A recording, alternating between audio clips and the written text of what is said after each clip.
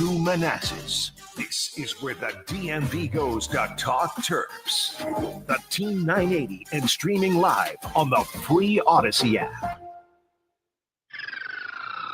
Knowledgeable. Listen, here's what's wrong with your hypothesis, your theorem, your supposition, your postulate. Honest. If that front ain't in gangsta, your back end won't be able to show its full potential. Understanding. You're going to suck. You're going to suck for the next couple of years. Passionate. I'm all over social media. I live it. This is the Kevin Sheehan Show on the Team 980 and the Odyssey app.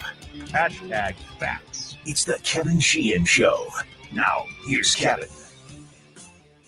1 ball, no strikes. Here's the set for Trinan. And the delivery to Wood. Swinging a ground ball, chopped right side. A two-hopper fielded by Edmond. He'll throw on to first, and the Dodgers salvage the series finale. Oh, the Nationals' comeback bid comes up just short. They leave the tying run at third and the winning run at second as the Dodgers take it 6-5.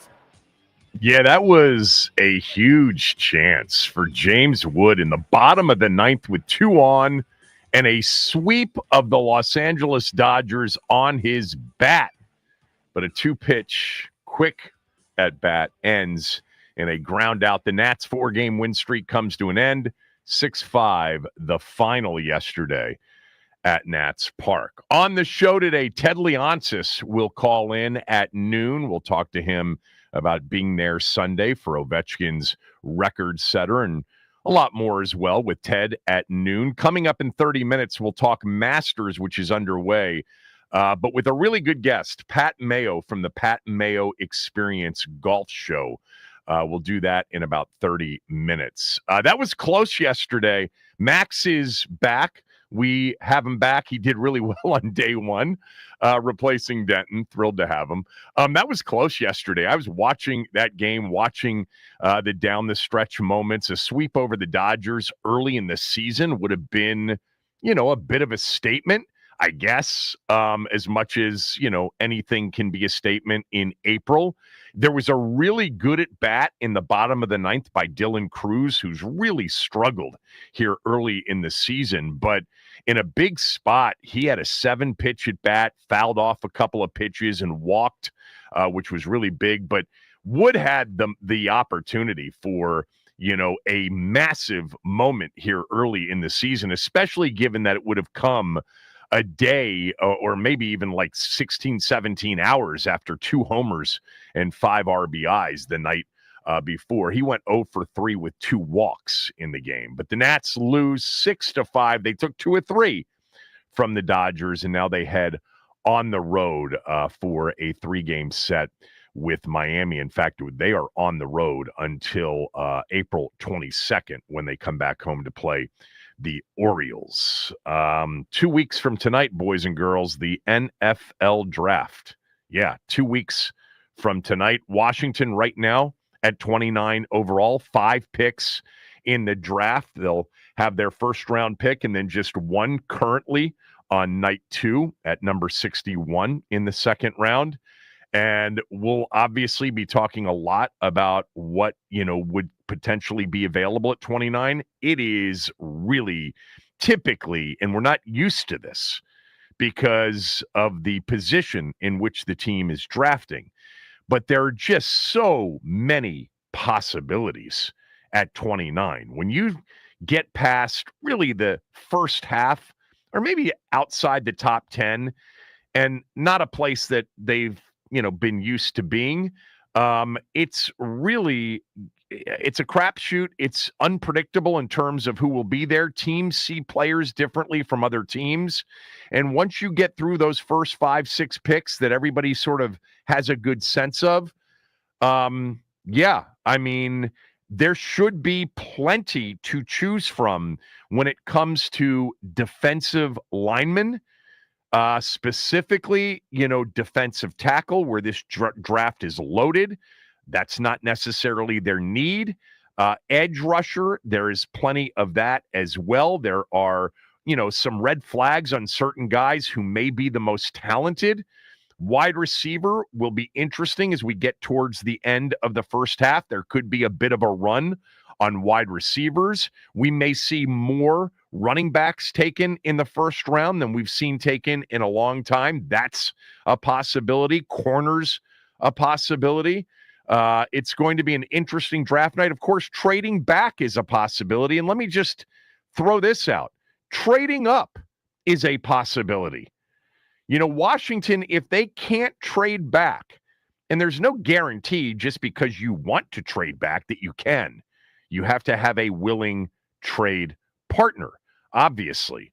But if they can't trade back and they see 24 players worthy of first-round grades, and they don't want to take a player without a first-round grade at 29, might they trade up for a player that they really like, that's only a couple of spots away, that they don't think they can get if they wait? A trade up 3 spots won't be super pricey at the end of the first round. We're not talking about trading from 5 to 2 or from 4 to 1.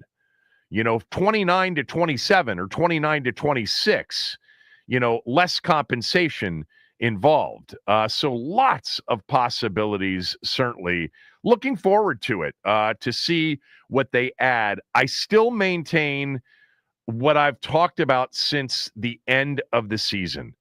This is window number 1 of the Jaden Daniels era. And this offseason needed to be about a few things. Number 1, the culture continuing, and the culture continuing meant keeping guys like Wagner, Ertz, and Mariota. Check that box. Number 2, defense had to be the priority, specifically an edge-setting, run-stopping as much as a pass rusher defensive end, because they got gashed last year on the ground. And ultimately, the reason Washington couldn't advance beyond the NFC Championship game, couldn't win more than 12 games in the regular season, was their defense. It was not their offense. It was their defense. Their defense overcame their flawed defense for much of the season. Defense has to be a focus.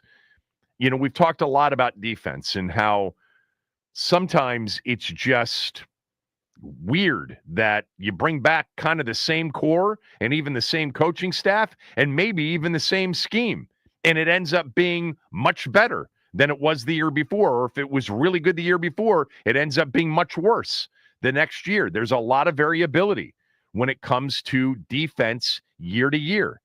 Year 2 in this system, in the Dan Quinn, Joe Witt Jr. defense, with all of the coaches, with the players that they have, and we've said this throughout the season, it was weird in that the defensive output wasn't great, but the players individually at times were really good. Wagner obviously had an excellent season. We had a really good season from Fowler Jr. Jeremy Chin played very well at times. Quan Martin played well at times. Sandra still was a standout at times defensively. Frankie Louvu, I think pound for pound was the second, could have been, you could argue, was the second best player on the team, third worst case behind Jaden and Terry. So maybe they feel like, yeah, we could use a lot of, talent, but we're so good offensively. And if we get even better offensively with like the addition of an all-star Pro Bowl tackle and another playmaker like Deebo Samuel and maybe another one at running back in the draft, teams won't be able to stop us. And our defense won't even be out on the field that much. But they've added defensively as well. It started, obviously, at the trade deadline. They're going to really need Marshawn Lattimore to be Marshawn Lattimore, a healthy version of Marshawn Lattimore. But in this first window, culture continuation, have to improve on defense. And I wrote down at the end of the year, you got to figure out the cornerback situation. You got to figure out Lattimore. And it sounds like they have at this point. They didn't address it. Yeah, they brought in a corner. But if there was a concern, whether it was culture fit wise or player wise in terms of performance, you don't ever fear cutting your losses before they lead to more losses. Now, I didn't hear anything with respect to concern about Lattimore. And what you've heard in the offseason is they expect a full offseason and a healthy Marshawn Lattimore to be Marshawn Lattimore. But that was a thing that I had, culture continuation, focus on building up and improving defensively, figure out Marshawn Lattimore. And then it was O-line, maybe a left tackle. And they addressed that with Tunsil. And then another playmaker offensively. They added Deebo Samuel. I think they could use even another playmaker. And then, by the way, I had on my notes, got to get a kicker that you can rely on this year. Stay tuned on that one. But as we approach this draft 2 weeks from tonight, keep in mind, last year, out of the 9 picks, 7 were team captains. They are not afraid of best player available. In fact, Adam Peters is spoken to fearing not going best player available because that's when teams make the biggest mistakes. We saw them select Johnny Newton, which was a head scratcher for a lot of people because they felt like, well, with Allen and Payne, we are solid at D tackle. And then athletic scores. Relative athletic scores, RAS scores, last year, the highest in the league of their 9 draft choices, even without Jaden Daniels and Johnny Newton participating in the Indy Combine last year. So those are the things to look for when we're trying to figure out who is on their board. Culture guys, best player available, relative athletic scores from the combine. I do not think we should get fixed on need as we approach the draft, other than understanding that they're not going to take a quarterback at number 29 overall. And I would also guess, more likely than not, they're not going to select a left tackle, a pure left tackle. Certainly tackle could be there. If tackle is the best player on their board, they could see a guy who played a lot of left tackle as a right tackle in the NFL. But I certainly would not discount or, eliminate, other than quarterback, any position at 29 overall. I wanted to read something. Actually, I wanted to share with everybody the results that I did sort of back of the envelope style. So we did a segment yesterday on the show where we asked all of you to divvy up 5 championships. Like if there were 5 championships here in the DMV, pro or college, during the rest of your lifetime, how would you like those 5 to be divvied up? And look, there were so many responses phone-wise, hundreds of responses on Twitter. And this was, about 15 minutes of going through all of them and just marking down which teams were picked. It's like not even close. The football team was way ahead. You're talking about an 8-1 advantage ratio over the number 2, which was the Capitals. The Caps were number 2. But again, it was essentially in the area of 160 of the several hundred that I counted up, 160 of the Caps, of the Skins, and like 20 Caps titles. Maryland basketball was actually 3rd. Now, I know that some of that is because my listener audience there's a heavy influence of Maryland basketball and Maryland football fans that listen to the station, listen to my show in particular, because I'm such a Terps guy. But it was really Washington football number 1 runaway, like not even close. 8-1 over the Caps, and kind of Terps basketball in there. The Wizards after that, and then it was the Nats, and then you had a bunch of other. The Wizards and Nats were pretty close, actually, very close, but they were below the Caps and Maryland Hoops, and then you had a lot of Terps football, Georgetown, a lot of Orioles in there, which we didn't count. We talked about the DMV. I had a longtime listener and friend of the show and of Tony's show, Joe Arrow, try to debate me on Baltimore being a part of the DMV. Baltimore is not a part of the DMV. Baltimore is a separate metro area. Nobody in Baltimore would say they live in the DMV. I know what M stands for. I know what it stands for. It stands for Maryland, but not that part of Maryland. The DC suburbs of Maryland, Montgomery County, Prince George's County, parts, I guess, of Howard County, not Baltimore.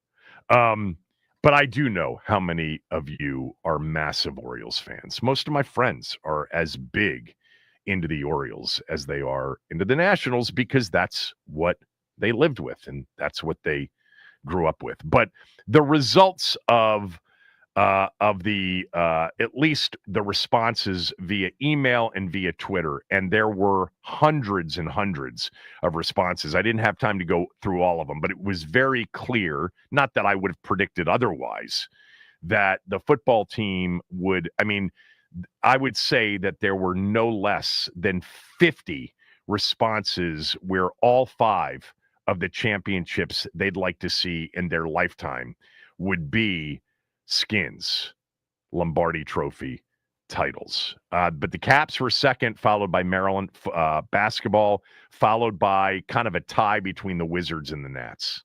That's kind of how it shook out. I got this from Evan yesterday, and I wanted to read it real quickly.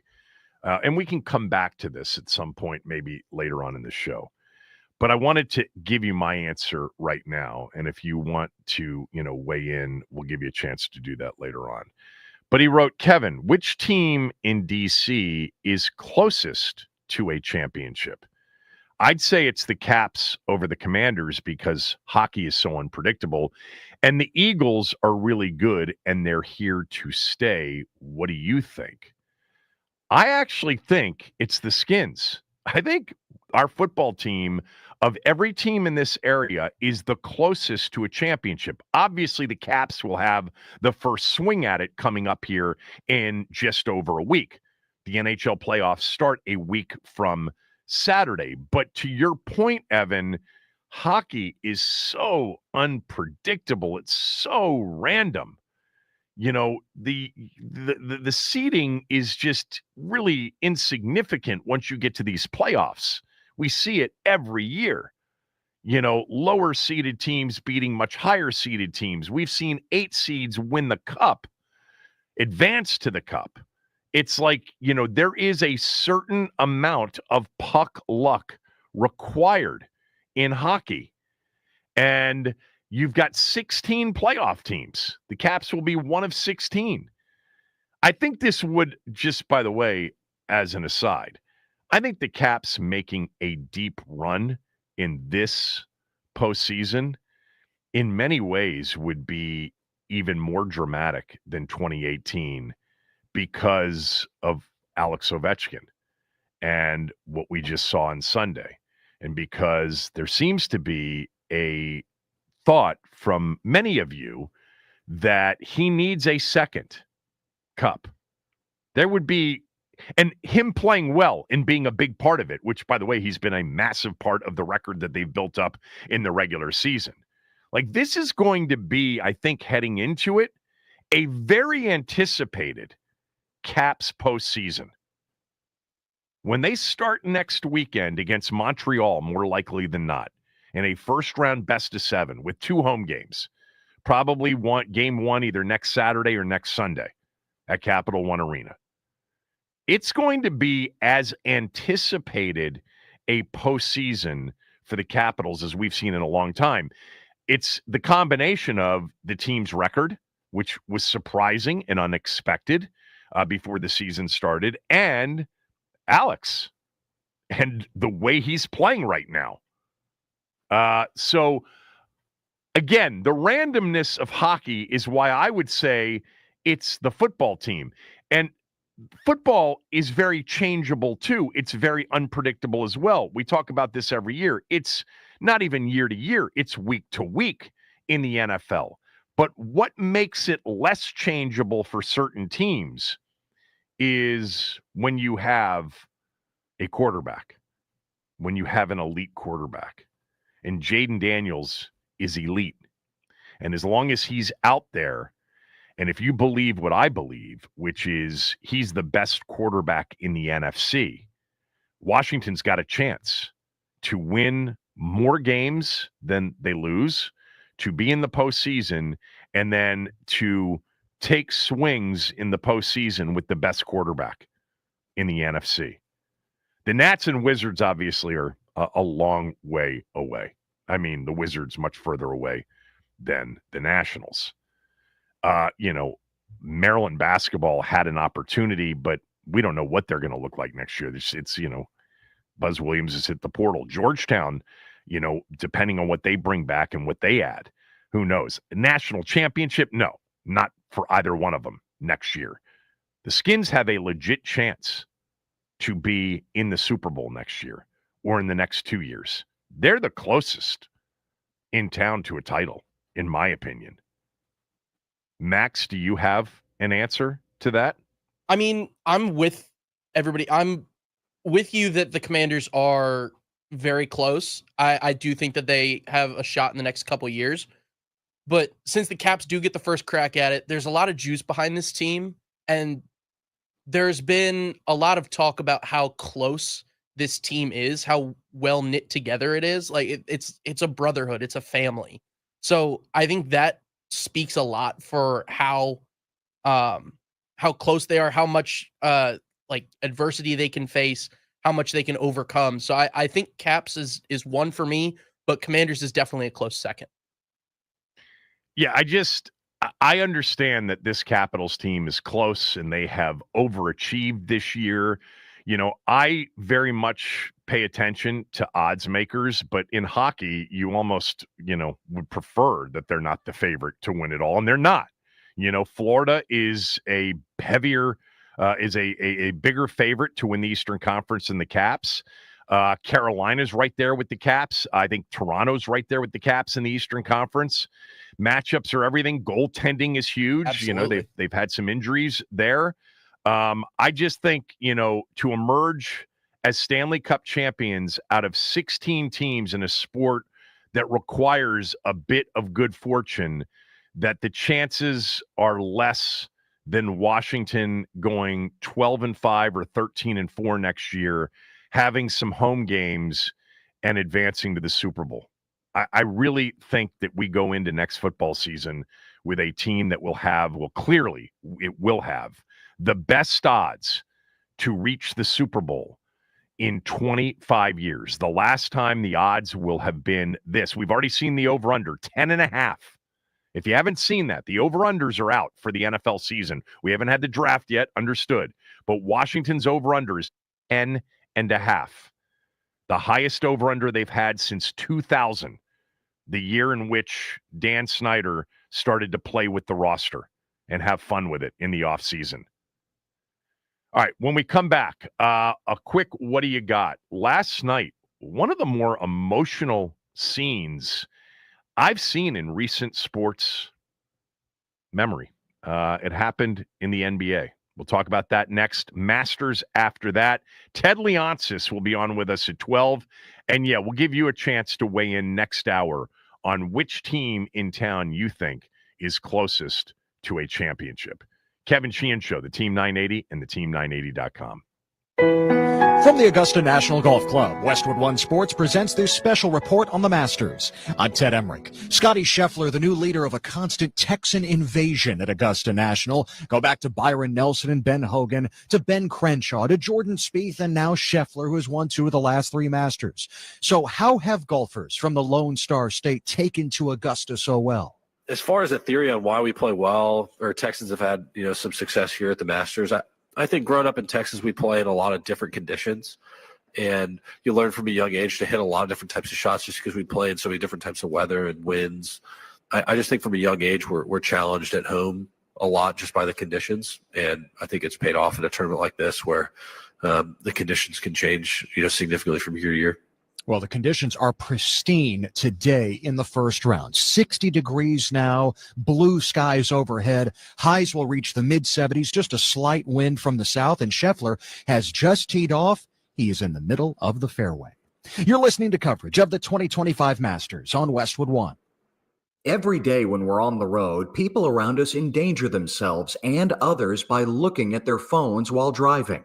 There's the sneak-a-peeker who darts their eyes between the road and their texts, or the nightlighter who illuminates their car after dark. If that's you, reconsider before you find yourself becoming the fender benderer, the got-a-ticketer, or worst of all, the driver who killed someone. Put the phone away or pay. Paid for by NHTSA. Harbor Freight knows time is money, so for our Spring Black Friday sale, we're getting straight to the deals. This weekend, you get 35% off jack stands, 56-inch roll cabs under $800, and 2,300 PSI electric pressure washers under $190. See? Straight to the point, so you can get straight to the savings. Whatever you do, do it for less at Harbor Freight. Valid until April 13th, 2025, while supplies last. Limitations apply. First round underway at the 89th Masters. Let's check the NHTSA leaderboard. Put the phone away or pay. Paid for by NHTSA. 8 players at 2 under par in the early going. Jonathan Vegas making the turn at 2 under. Zach Johnson, the 2007 Masters champion, is 2 under through 7, along with Chris Kirk. The U.S. amateur runner-up Noah Kent is 2 under through 6. Aaron Rai from England is through 5 holes. He's 2 under. Brian Harman, the former British Open champion and Georgia Bulldog, playing in Augusta, 2 under through 4. Stephen Yeager is through 4 holes. Ben Ahn is 2 under through 3. Nikolai Højgaard from Denmark opened bogey, double bogey. He then reeled off 5 birdies in the next 6 holes to reach 2 under, but a bogey at 9. Højgaard is now 1 under and 1 back. From Augusta, I'm Ted Emmerich, Westwood One Sports. The Washington Commanders season might be over, but this is just the beginning. The next step begins now. From the combine to free agency and the draft, don't miss a minute of the action this offseason on the station where the DMV goes to talk Commanders, the Team 980, and the Odyssey app.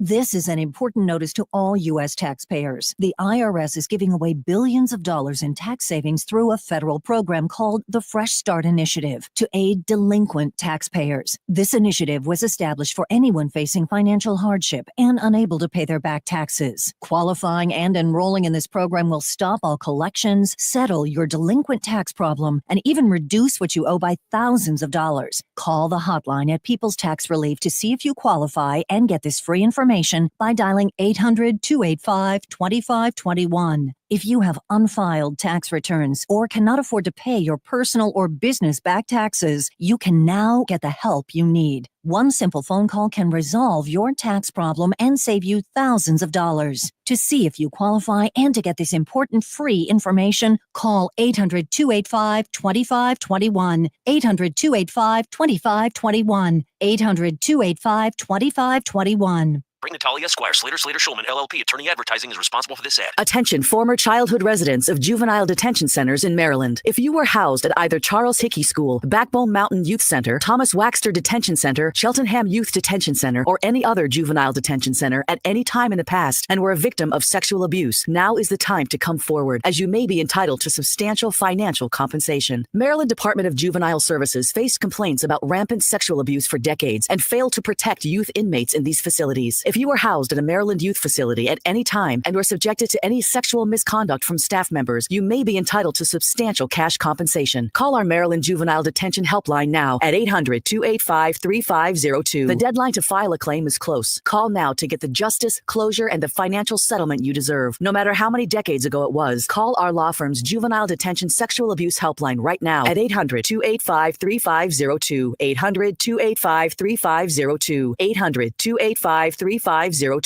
Hey, not to be dramatic, but you should smell this. Smells so good. Whoa, that's quite the reaction to mixing and matching Gain scents. Let's hear another from Ashley, who mixed Gain products and went, I'm so excited. yes, you are. What about you, Isaiah? That's what I'm talking about. Yeah. Yeah. And Emily summed it up like so. It is just chef's kiss. Couldn't have said it better myself. Mix, match, more happy with Gain. Why'd I go to the doctor? One day at the firehouse, I was so lightheaded I could barely stand. Even my crew noticed. Getting checked out was the right call. Turns out I have atrial fibrillation, which increases the risk of stroke about 5 times. Symptoms like irregular heartbeat, heart racing, chest pain, shortness of breath, fatigue, or lightheadedness can come and go. But if it's AFib, the risk of stroke remains. If you have symptoms, contact a doctor. I'm so glad I did. Visit notimetowait.com. Sponsored by Bristol Myers Squibb and Pfizer. It's Kevin Sheehan on the Team 980 and the Odyssey app. Are you ready? All right. What do you got?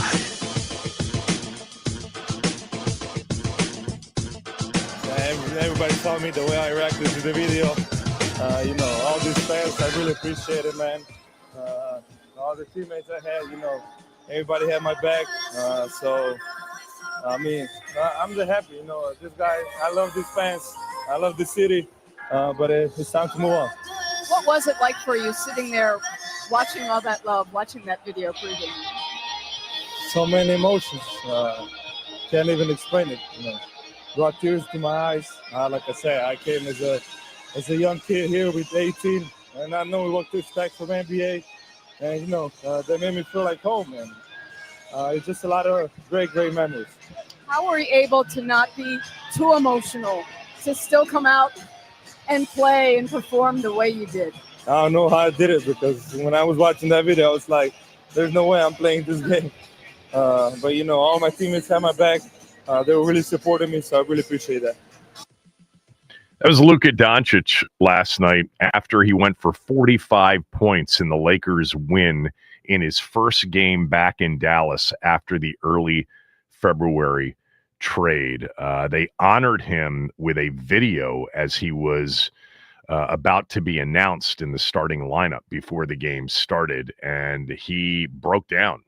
He was tearing up, crying, put his head in a towel.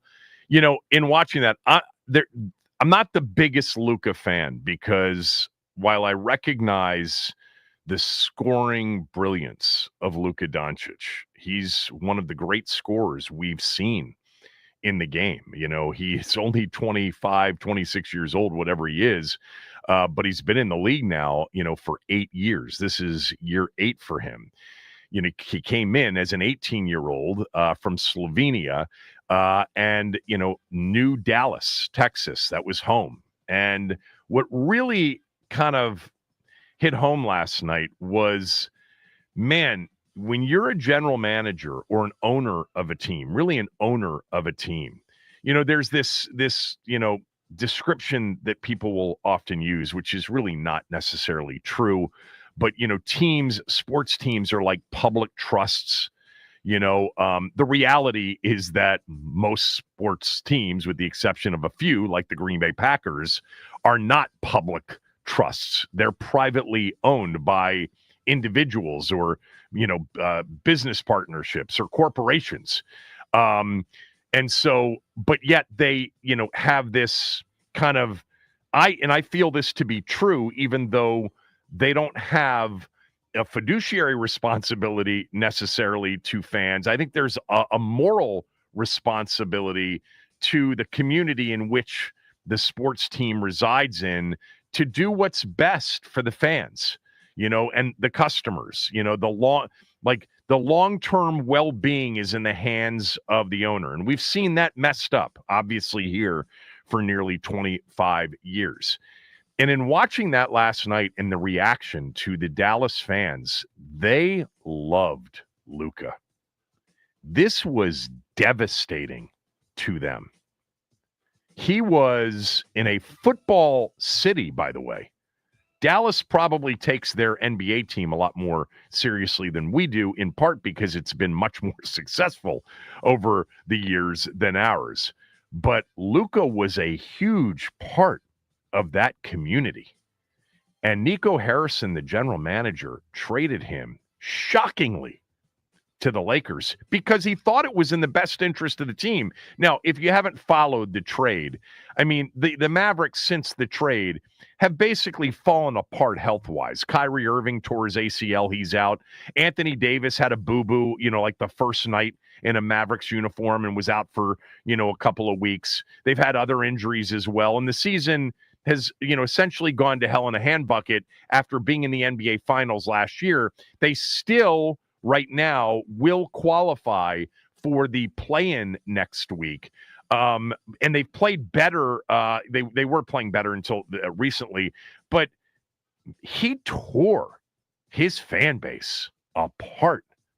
The cheers last night, the genuine outpouring of emotion for Luka was really, I thought it was much different than I thought it would be. I know how devastated they were. I had no idea. And then going after Nico Harrison, the guy needs security in Dallas. He needs personal security. Now, he was there. He watched the game. He was not sitting in the crowd, but he was kind of in the tunnel between the locker room and the floor watching the game. He didn't do a no-show. He wasn't traveling, doing scouting. He was there. But this is the guy they gave so much credit to last year for a couple of the key trades that got Dallas into the finals. And now they want him fired. I think that's one of those situations where, you've got to be really sure that the move you're making gives you a much better chance to win a championship. And then you have to be sure that a championship is actually worth it.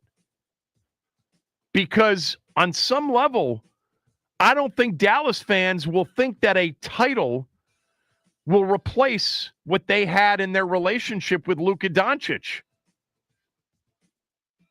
Really, one of the most shocking trades in sports history. And last night was his first game back. He went for 31 in the first half. He was on fire last night. 16 of 28 in the game, finished with 45, and the Lakers pulled away in the fourth quarter to beat the Mavericks by 15. But it was a huge night for him, very emotional night. You forget, man, we do of a certain age, how young these players are. He was 18, gets to this country, and Dallas was all he knew. The Mavericks, all he knew. He's only 25 now. I mean, he's young. And yeah, I don't think he wanted to leave. And certainly the fan base didn't want him to leave. That's going to be one of those where the only way Nico Harrison and the Mavericks franchise really survives in the short term is that they win and win big. And by the way, before the Lakers do. And it's not looking good right now at all. When we come back, we'll talk some Masters with Pat Mayo from the Pat Mayo Experience. He's really good. That's next. Here's what's trending on the Team 980. All right, it's the first trending trending alert of the Max Ames era. The Nats have dropped one to the Dodgers by a score of 6-5. C.J. Abrams hit a solo home run, his fourth of the season. The Wizards, they lost to the Sixers 122-103. They have locked up the highest odds for the number one overall pick. We will see where it goes in the Cooper Flag sweepstakes coming up at the NBA draft lottery. The Caps, they take on the Carolina Hurricanes tonight at 7 p.m. on 106.7 The Fan. Should be some fireworks in that one after Connor McMichael was slammed to the ice in their previous matchup. LeBron James has become the first male athlete to receive a Barbie Kenbassador doll. Barbie has said they are recognizing his positive impact on culture, style, and community. And that's what's trending. The Washington Wizards play here. The Team 980 and the Odyssey app. Bonaventure Akinloso 2, attorney advertising, is responsible for this ad. Attention. Were you sexually abused as a minor in a Maryland juvenile detention center, school, camp, church, or another institution? No matter how long ago it happened, you may have the right to seek justice. Call 800-409-8888. If the abuse occurred at a juvenile detention center, school, camp, foster care, residential group home, church, or another institution. You may have a legal claim, even if you don't remember all the details. An attorney can help investigate. Call 800-409-8888 now for a free, confidential case review. Time may be limited. Take action today. Call 800-409-8888. That's 800-409-8888. Spring cleaning is upon us, but there's one meaningful box that you don't throw away when cleaning out your closet. It's the box filled with your family's important videotapes, film reels, and photos. Hi, I'm Adam Baselogger. And I'm Nick Mako. We started Legacy Box over a decade ago to help families organize and update their analog media to digital. Legacy Box is simple and easy. It works and is safe. Over 1 million families have trusted Legacy Box. And Legacy Box has been featured in Good Housekeeping, The Today Show, and Rachel Ray. Legacy Box is like magic, converting your shoebox of memories to the cloud or thumb drive, ready to watch and share. Declutter your closet by digitizing your media. Become more organized and accomplished, knowing your family's recorded past is safe forever. Take advantage of our spring cleaning sale going on now. It's the easiest task to check off your to-do list. For a limited time, you can get started for just $9 a tape. Visit legacybox.com/value to get our $9 sale. That's legacybox.com/value to get our $9 offer. legacybox.com/value. It's Kevin Sheehan on the Team 980 and the Odyssey app. The Masters is just underway. Yesterday on my podcast, I had a really good guest, Pat Mayo from the Pat Mayo Experience podcast. He does a lot of golf, a lot of gambling talk, but a lot of golf. And he jumped on with me to preview the Masters. And I started off by asking him, is there really a bigger storyline than Rory McIlroy trying to get back on top at a major? It is the same biggest narrative that we deal with as long as Tiger isn't one of the best players in the field that we've been faced with almost for the past decade now. Can Rory complete the Grand Slam, finally get this done? He's been inside the top 5 of the betting odds each of the past 10 years at Augusta. No one has more top 10s than Rory without actually winning the event, but I still don't think that he wins. Why? Why won't he win this weekend?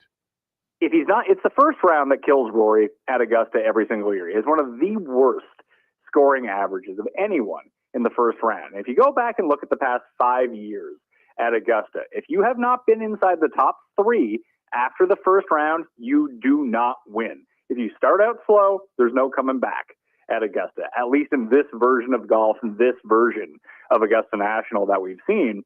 So Rory, historically slow starter. If he starts slow again, we can have this narrative wrapped up by the end of Thursday that he's not going to win, which means doors open for a lot of different players to win this week. We'll get to some of those other players, but if I told you, Pat, that I had a crystal ball and that Rory won the tournament and he was sitting there with a green jacket on late Sunday evening, why did he win? It would be that he comes in with the best form of any player. He's back up to number 2 in the world. He has actually won twice in major events, not majors, but high-end events so far this year, where Scheffler has not. Scheffler's dealing with the hand injury. He looks rusty. Rory has the best form pre-Augusta of any other year of his career coming in. Everything is pointing up and up. He's even fixed the putting issues that he's had for so many years. He's been one of the best putters in the world over the past 18 months, and obviously the driver is still as good as anyone's. He sets up perfectly. You just have to worry that, as we've seen with Rory in majors over the past 10 years, when he has the lead on Sunday and he's going down the back 9, is he just going to start missing 3-foot putts? Because that's what happened every other major over the past 10 years. Yeah, that's what I was expecting you to say first, which is that, he missed a 4-foot downhill putt somewhere, like he did at Pinehurst on 16 and 18, where he missed putts, because it seems like that's where he tightens up, when he's got a really important putt, and typically a very makeable one. It's true, and it's very atypical for almost any other event. And part of the reason that Rory gets dogged on this so much is that when you go and take a look at the top 5 in the world rankings for each of the past 10 years, it's just different names all the time. Guys don't stay good on the PGA Tour for that long. They'll have their runs for 2.5 years, and then they kind of settle into being the 20th best player in the world, or the 25th, or the 15th, and maybe someday they get back up there. There's been one constant over the past 15 years inside that top 5, and it's Rory. He has competed and challenged for major championships more than anyone else over the past 10 years. Winning in golf is hard. It's random a lot of the times. It's lucky a lot of the times. You need those breaks to go your way, and he got a ton of them early on in his career when he picked up 4 majors very quickly. And all of that good luck got used up, and it's been bad luck all of that time since. But you remember all of the times that Rory blew it because he's been in contention in all these majors. Take a look at Brooks. People have this thing, oh, Brooks has won 5 majors. What? He's lights out in majors. Brooks misses the cut in a lot of majors. Rory doesn't really miss cuts in majors. He comes 3rd in majors. Yet somehow, when he comes in 3rd, he is penalized more for that reputationally than Brooks missing cuts is. Would he be as popular a winner as we've seen in a long time if he did it? I would say that, just from my perspective, I'm going to talk about me personally. I am not betting on Rory to win. If Rory won, I would be happy for him. I want to see him get over this hump so we never have to talk about this stuff again. And it would just feel like it would be such a story for the PGA Tour, especially against LIV, where is Rory going to go? Is Rory not going to go? And Rory's the focal point in the face of the PGA Tour. They've thrust him into this role and asked so much of him that to see him beat the best players in the world, complete the Grand Slam, it would be a great feel-good story. But there are more popular players than Rory that could win, which would, A, draw better ratings probably, and B, that people just like more. I'm Canadian, so I relate more to the international crowd as it comes to Rory. We all love Rory. There are people that genuinely do not like Rory McIlroy, and most of them are Americans. Who would draw a bigger audience than Rory in the final group on Sunday? Spieth. You think so? Not even close. He's by far the most popular player, is not Tiger. But imagine if Rory wins, just the reaction and the feeling of knocking in a final putt to win after all of these years of expectations. Oh, my God. It would be fantastic. And it would be a moment to really celebrate. It would feel like a special moment. But if we're thinking about if we could program, if we scripted this out, let's say this is WWE, and we're scripting it out for Sunday, who are the final 4? Who are the final 2 groups at the majors to draw absolutely the most interest? I think you put Rory in with Spieth as the final group. Bryson needs to be one of those people. And then it's really difficult to figure out who's number 4. It's not Scheffler. Scheffler is just a robot who's really good at golf and no one cares about him. So I don't really know who that 4th person would be, but they're kind of the big 3 at the moment. Honestly, it still might be Phil. Oh, I was going to say, I first thought of DJ, but then I'm looking at the field, and it would be Phil for sure.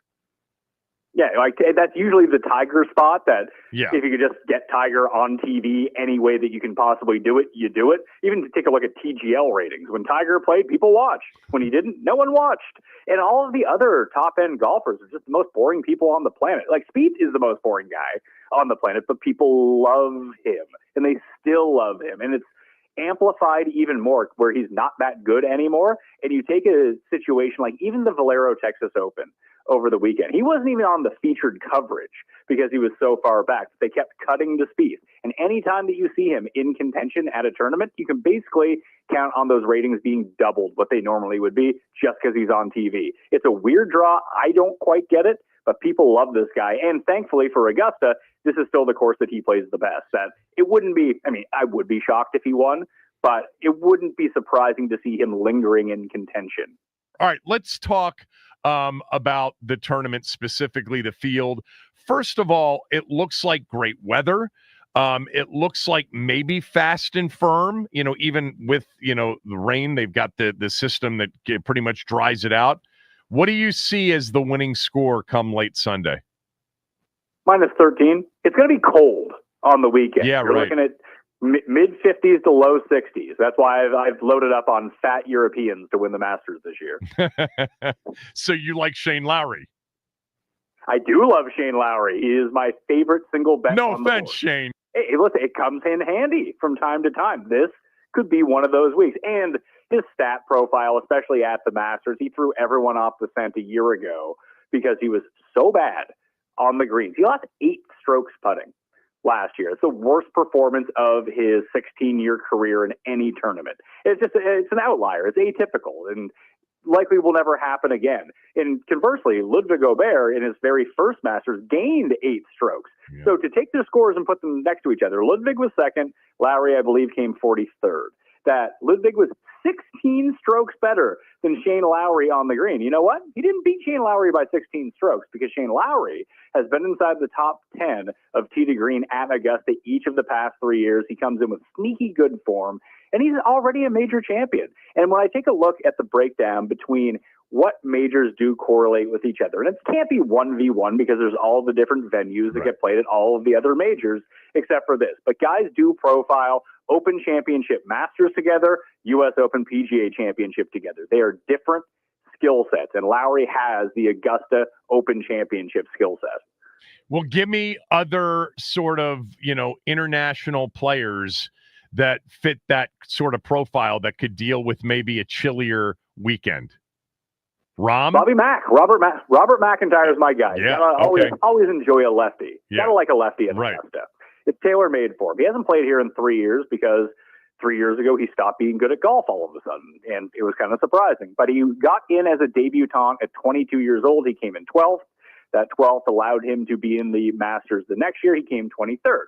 Then he went away for a few years. And what has happened since? Well, we returned to the 2025 Masters, and now Bobby Mack is ranked 14th in the world. He's won twice in the past 2 years, and, well, he's never really contended that much down the stretch to have a legitimate chance to win at a major championship. He was top 10 at a few Open championships, including at Portrush, where we're going back to this year, when Shane Lowry actually won as champion golfer of the year. But the biggest thing for me thinking about it was him losing to Rory in Scotland 2 years ago. The weight of a nation, and I've been trying to explain this to a lot of people this week, that an American winning the U.S. Open is nice. Americans don't feel pressure to win the U.S. Open because they are American. There's a lot of great American golfers. Too many great American golfers that likely an American is going to win. It just happens all the time. Me being Canadian, I will watch my entire life Canadians piss themselves coming down the stretch with a lead at the Canadian Open. It's a different level of pressure when there are so few good golfers from a country you have, and you have a national Open that people are really wanting you to win. Fortunately for us, Nick Taylor got that job done a few years ago. It took a 65-foot putt, but he got it done. Bobby Mack is the only good Scottish player at the moment, and he's been probably the best Scottish player since Paul Lowry, like 30 years ago. He's the only guy who gives them a chance to win. And he had the tournament won with one of the best shots he ever hit, and Rory came and ripped his heart out. What does he do the next year? He goes back and he wins that coming down the stretch, making every single clutch shot with the weight of a nation on his shoulders. So honestly, if he gets in contention, and I would expect him to do that because he's been good here before, the lefty and the ball striking has been immaculate so far this season, which is the real through line to all of this. I don't think that the pressure is going to get to him. I think he has these reps in him already based off of that. We usually have to see a guy go through a major, play late on a Sunday, and completely collapse, because that's usually what happens when guys get into a major championship for the first time and really contend. I don't think that's going to be the case with Robert McIntyre. What's the number one statistic that correlates to winning at Augusta? Weirdly, it's strokes gained off the tee. You need to be good with your iron. It's Augusta, second shot course. If you have poor irons and to the point of where you're losing to the field, you have absolutely no chance of winning. So a great iron week can really carry you a long way. You need that. But when I take a look at the past few champions, Hideki and Tiger are a bit of an outlier in it, but they did something outlierly well the week that they ended up winning. But last year, Scheffler was second in strokes gained off the tee. Rahm was second in strokes gained off the tee the year he won. Scheffler was fifth in strokes gained off the tee in his first win, and Dustin led the field in driving, number one in strokes gained off the tee in 2020. Now, Hideki was 13th, and he chipped in 4 times that week and led everyone around the green. He had that spike outlier week with another part of his game, but it's not like he was bad off the tee. He was still top 15. Tiger was 14th off the tee in 2019. When he won, and he was the best iron player in the field by far. He gained almost 10 strokes on approach, which was the most strokes he had ever gained on approach at the Masters in his career. So if you drive it well enough, slightly above average, and you have by far the best iron week in the history of you playing this tournament, you also have a pretty good chance. But it's hard it's hard to bank on outliers. Like last year with Ludwig on the greens. Like the guy's not really that great of a putter. He showed up here and had one of the best putting weeks of his career. Putting is fickle. The worst guy can be the best guy can be the worst guy on every single day. We think about projecting out what means the most. Very rarely is Denny McCarthy going to step on the tee and outdrive Rory McIlroy. That doesn't happen. So you can bank on driver being good for certain players. So I've really put a lot of emphasis on my picks this week into that. Lowry right now, he's 10th in the field in driving, and he's gained massively 2 of the past 3 years at Augusta. That gives him a check in my book. Robert McIntyre, slightly outside the top 15 in driving right now. The other 2 main plays that I have this week, I bet on John Rahm at 15-1, who would rate out 4th in this field when you combine live stats together. And looking back at his Masters history, he's been excellent off the tee at Augusta. And the other one is Seb Straka, who's 80-1, and people don't really know a ton about. He's Austrian, but he did go to the University of Georgia. He's a Bulldog, so he's very familiar with the grass types in that part of the country. So that's not going to be a shock to him. He's already won this year. He has 3 top 10s. He played on a Ryder Cup team. He's 80-1, and he is one of 11 players the last 2 years at the Masters to gain at least 3 strokes with his driver. And he comes in with the best irons in the world right now. So if he doesn't putt himself out of this tournament at 80-1, his real price should be like 40-1. All right, let's talk about, who you've mentioned some of the players that you like and that you've wagered on. Who's in the final pairing on Sunday? Well, I really hope it's John Rahm and Seb Straka. To tell you the truth for my finances. I can tell you 3 guys who aren't going to be there if you'd like to hear that. Yes. Bryson might miss the cut. So there's one. Bryson is living off of being first-round leader last year. And you had made mention, it was a little bit rainy on Monday at Augusta, and it's going to be dry as a bone come Thursday. Last year was the first time I can really remember they had rain Tuesday, Wednesday, and Thursday. Those greens played like sponges. That is how Bryson became first-round leader. That round that he shot 65 in the opening round last year is his only time that he's broken par in his past 10 Masters rounds. What did he do after he was first-round leader? Nothing. He shot over par every other day. Right. He can't chip at Augusta. If you gave him like a real-size sand wedge, maybe he would be able to do it, but he refuses to put it in his bag. And if it's going to play firm and fast, you're not going to hit 15 of 18 greens in regulation. You're going to hit half them. You're going to have to rely on chipping, and then your live teammate, Patrick Reed, is probably going to beat you. So Bryson's one of the 3 that can't win. Who are the other 2? Number 2 is Victor Hovland for very much the same reason. Guy can't. He just won at the Valspar. Congratulations. Now try to chip your way around the Masters, not happening. And for the very similar purpose, another big favorite in this field who was second place last year is Ludwig Åberg. His chipping has gotten worse over the past 12 months. And if he doesn't have the best putting performance of his career again, then he's not going to be sniffing that leaderboard. All right, I'll come back to the final pairing and your winner, more so than just who you hope, although you really do like Straka and McIntyre. And Rahm. Give me somebody right now, let's just call it 30-1 or longer, that you give a legit shot to be there on Sunday with a chance. Shane Lowry. Lowry. Yeah, you've already mentioned him. Yeah, Lowry's 40-1, McIntyre's 66-1, Straka's 80, and the other guy from down there that I do have money on to win is Sergio. Oh my God, that was my next question. I just said to Sands on radio, he won recently on Live. He's gotten himself back into shape. Seems to be more serious about it. Obviously a winner. Why do you like him? Very much those same reasons. He's been the best player on Live so far this season. Neiman has the 2 wins, but Neiman has a spotty record, especially coming in the past few weeks. I mean, Sergio just came 3rd at Doral. He had a win a few weeks back overseas, and he's picking up other tournaments too. He's playing on the Asian Tour. He's playing on the DP World Tour. As you said, he seems to be taking it more seriously because, and he's spoken openly about this, he's in contact with Luke Donald. And Luke Donald has told him, you play well enough, especially at the majors, then you'll be on this Ryder Cup team in New York. And that's all he wants. One last go at the Ryder Cup. So he has rededicated himself to, he's got like $500 million in the bank by going to Live. I can see why none of these guys care. But he cares now because this Ryder Cup means so much to him. Now, when Sergio misses 28-foot putts in a row and you're kicking yourself because you have money on him, that's a part of the Sergio experience.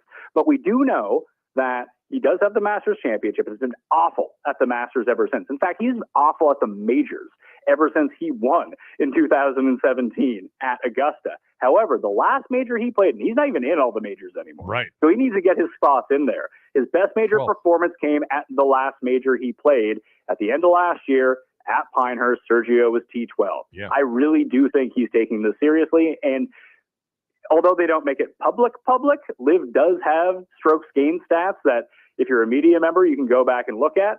Driving and irons, Sergio is number one on Liv in both categories. Yeah, I was going to say, I mean, has there been, how many players legitimately have been better iron players during the course of his era? Ooh, Tiger would be one. I mean, do you count Sergio as a part of like this era of guys, or like the old, like the 10 years previous? Yeah, I would say the more so the last era. Yeah, I mean, VJ and Tiger, maybe. Yeah. All right, who wins Stricker? it? Who wins it? Shane Lowry, All your right. Masters champion, 2025. Not the Irishman that a lot of fans would like to see, but he's very popular, indeed. Think about it this way. When was the last time Rory had this much pressure on himself and everyone was assured he was going to win a major? Do you remember? You're going to tell me Shane Lowry won at the Open. 2019 in Northern Ireland, the first time Northern Ireland had an Open championship. Right. I think it was in 75 years. The home country guy, Rory, and he was playing great golf going into it. I think he had 3 wins before that Open championship as well over the course of the summer. He was primed and destined to take down the Claret Jug. What happened? Too much pressure. He missed the cut. Lowry wins. Royal Portrush 2019. Thanks for doing this. Really enjoyed it. Appreciate it. Thanks for having me on. That was Pat Mayo from the Pat Mayo Experience talking Masters at the PME on X on Twitter. Excellent. The Masters is underway. You'll hear leaderboard reports here during the show. More next as we get into who in town is closest to a title. If you want to weigh in, 301-230-0980. It's the Kevin Sheehan Show on the Team 980 and the Team980.com. The Washington Wizards play here. The Team 980 and the Odyssey app. Live from the Window Nation Studios, WTEM, Washington, and WJFK HD2 Manassas. This is where the DMV goes to talk Hoyas. The Team 980 and streaming live on the free Odyssey app.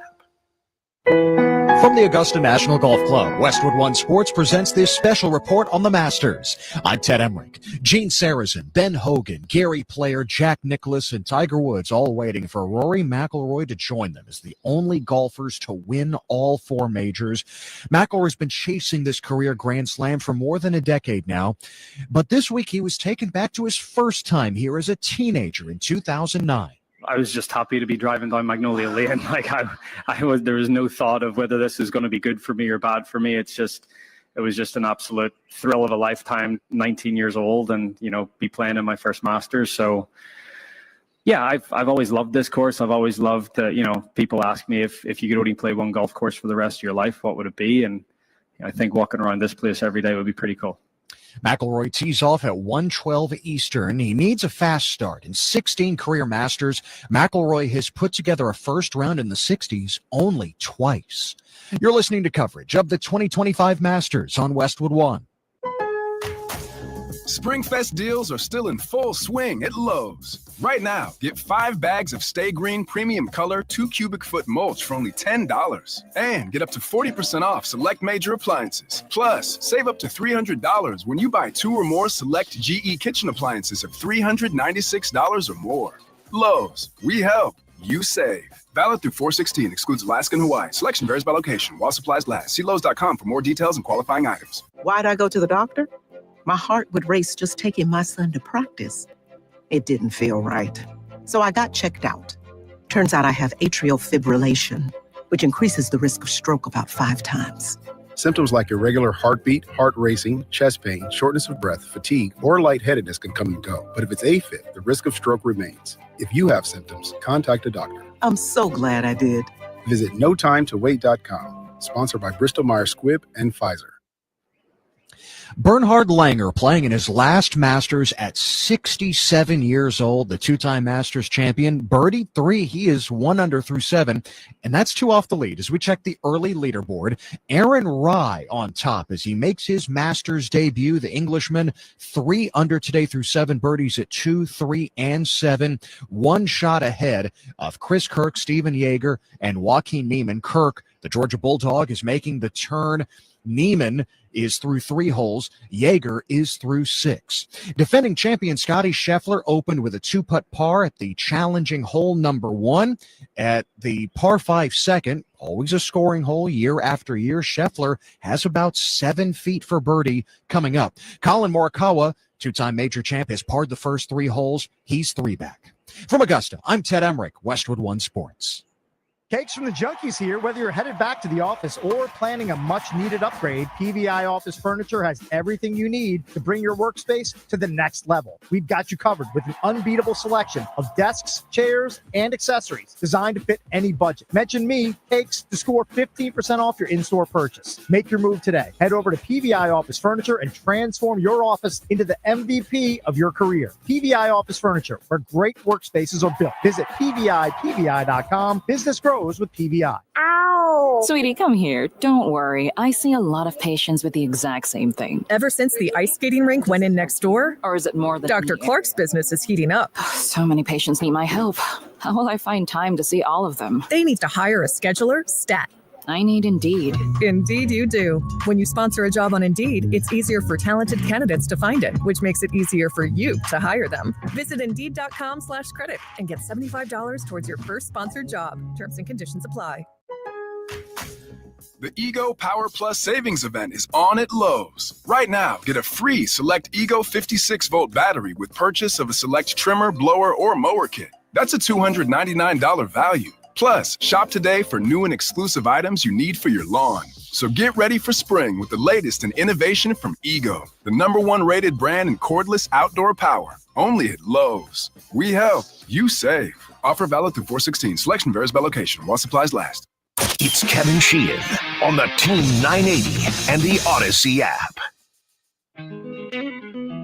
Talked a little bit about this at the beginning of the show, but we want your calls now at 301-230-0980, 301-230-0980. Evan wrote to me yesterday, Kevin, which team in D.C. is closest to a championship? I'd say it's the Caps over the Commanders because hockey is so unpredictable, and the Eagles are very good, and they're here to stay. What do you think?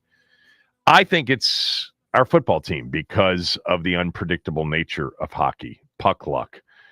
16 teams emerging as the one that wins it all. I mean, we've seen the Caps go into postseasons with best records or near best records, favored to win series, and they haven't gotten that puck luck. Other teams have suffered the same fate. The best team in hockey during the 82-game regular season often does not win the Stanley Cup. In fact, oftentimes they don't even reach the Stanley Cup. Look, you could say that to a certain extent about the NFL. The NFL is unpredictable in a one-and-done format.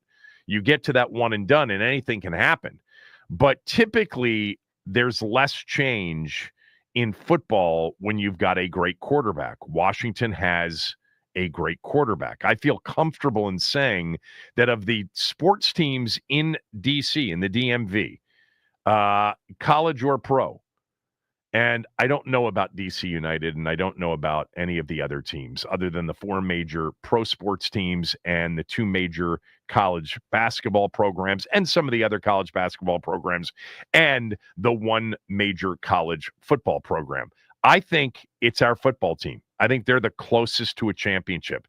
It's probably the first time we've been able to say that in all of the years that we've done this. Because although there have certainly been years where we didn't have a team close to it at all, but I would say over the years, the Caps have had the most seasons in which they were the closest to a title. The Nats certainly had an opportunity there for a several-year period in which they won a lot of games and went to the postseason a ton. But I would say that because Washington has a guy that I think right now is the best starting quarterback in the NFC, and that position impacts wins and losses more than any other. That gives them a chance to get to a Super Bowl, and then you're one game away from it.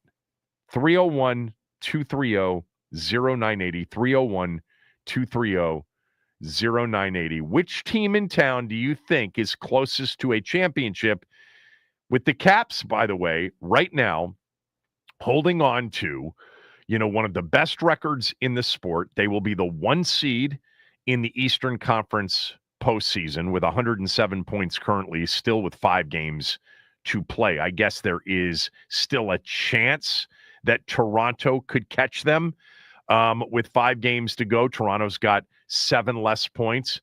Winnipeg, by the way, 3 more points than the Caps. The Caps have not played well either down the stretch. I don't know how translatable that is, how much carryover there is into the postseason. It may be that the Caps were so fixated on the OV chase, and also that they have essentially clinched, for all intents and purposes, not mathematically, the 1 seed and the division for a while now.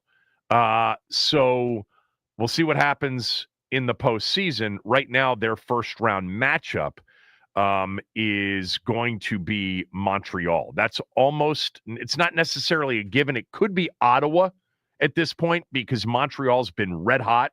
They've won 6 in a row, and they're bearing down on that first wild card spot, which Ottawa holds. So it's either the probability is it's either Montreal or Ottawa in the first round. But I just think the random nature of the NHL playoffs means that more likely than not, the Caps won't win the cup.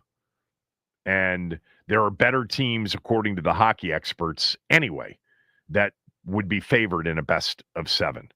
Florida, Tampa, Toronto, maybe even Carolina in the East before we even get to the West.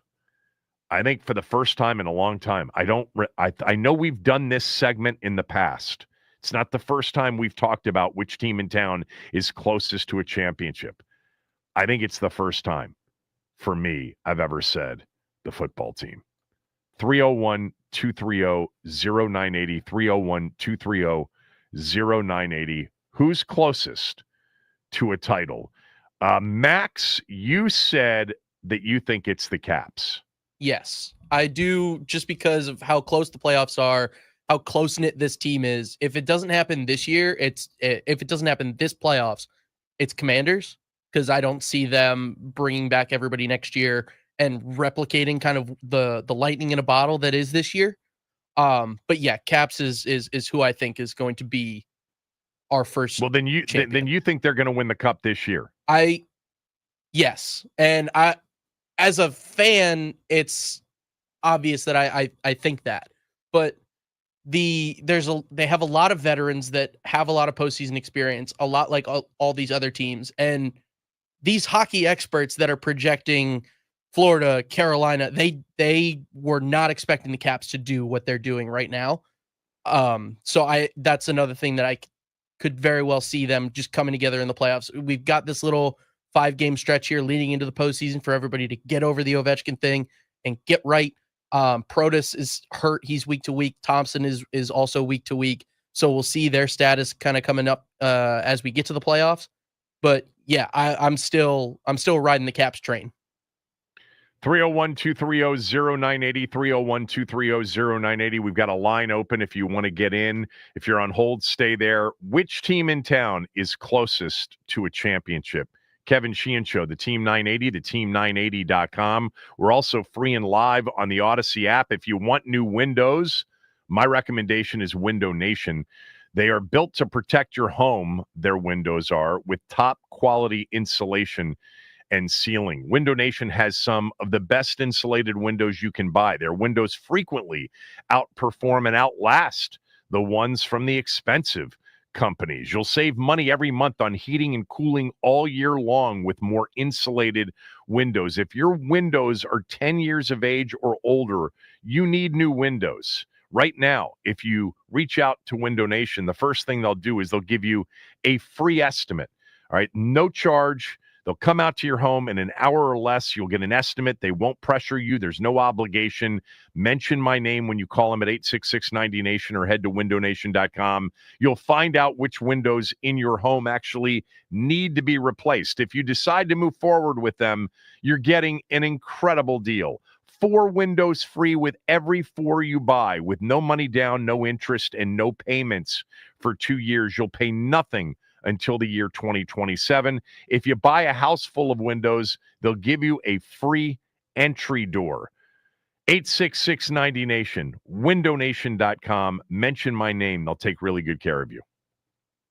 This is Take Command. It's hard to overstate how good his decision-making consistently is. He's a rookie. You expect him to not see stuff very well, but Jaden is just super protective of the football. And I think the thing that is maybe the most impressive to me is just his ability to say, like, oh, it's not there. I'm going to scramble. I'm going to get 5 yards. And that stuff is so incredibly valuable in terms of keeping the offense on schedule. That ability has been really impressive to me. Follow Take Command on the Odyssey app or wherever you get your podcasts.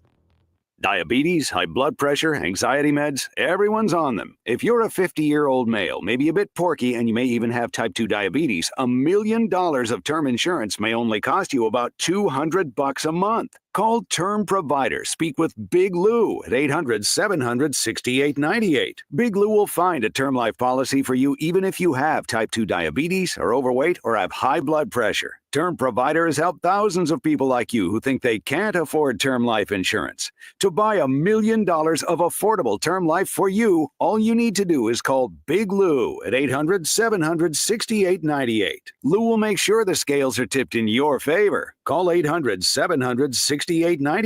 Big Lou will answer your call and work to fit you into a term life policy that you can afford. Remember, Big Lou's like you. He's on meds too. Call 800-700-6898, 800-700-6898, or biglou.com. Truck Month's in a full court press here at Oarsman Chevrolet of Bowie, and we're pulling up from deep with can't miss deals. General Sales Manager Brian Sargent here dishing out assists like up to $12,000 off select Silverado trucks. Or take the charge with lease specials on new Blazer and Equinox EVs as low as $111 a month for qualified buyers. Make your fast break to Oarsman Chevrolet of Bowie or BowieChevy.com. Together, let's drive. And remember, you always get your way at Oarsman Chevrolet of Bowie. Hey, it's JB Finley, and if you're ready to transform your backyard into the ultimate retreat, you got to check out my boys at Offenbachers. Why spend a fortune on a high-maintenance pool when you can enjoy the versatility of the state-of-the-art swim spas? And when it's time to unwind,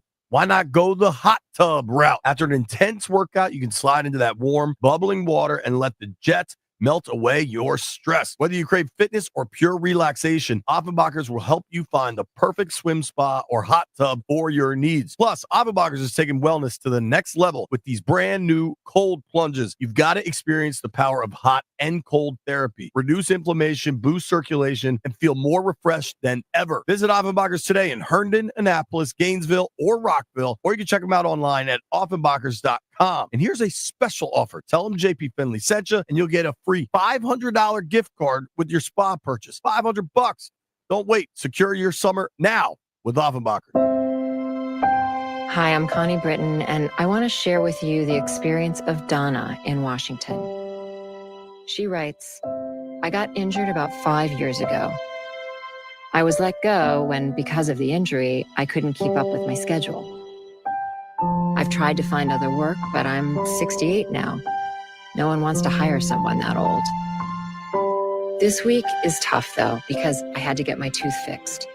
So I only have $10 in my checking account. But it will be okay. I at least have food because of this pantry. Millions of people face hunger. Some every day, just like Donna. The Feeding America network of food banks helps provide over 6 billion meals to people in need each year. Learn more at feedingamerica.org.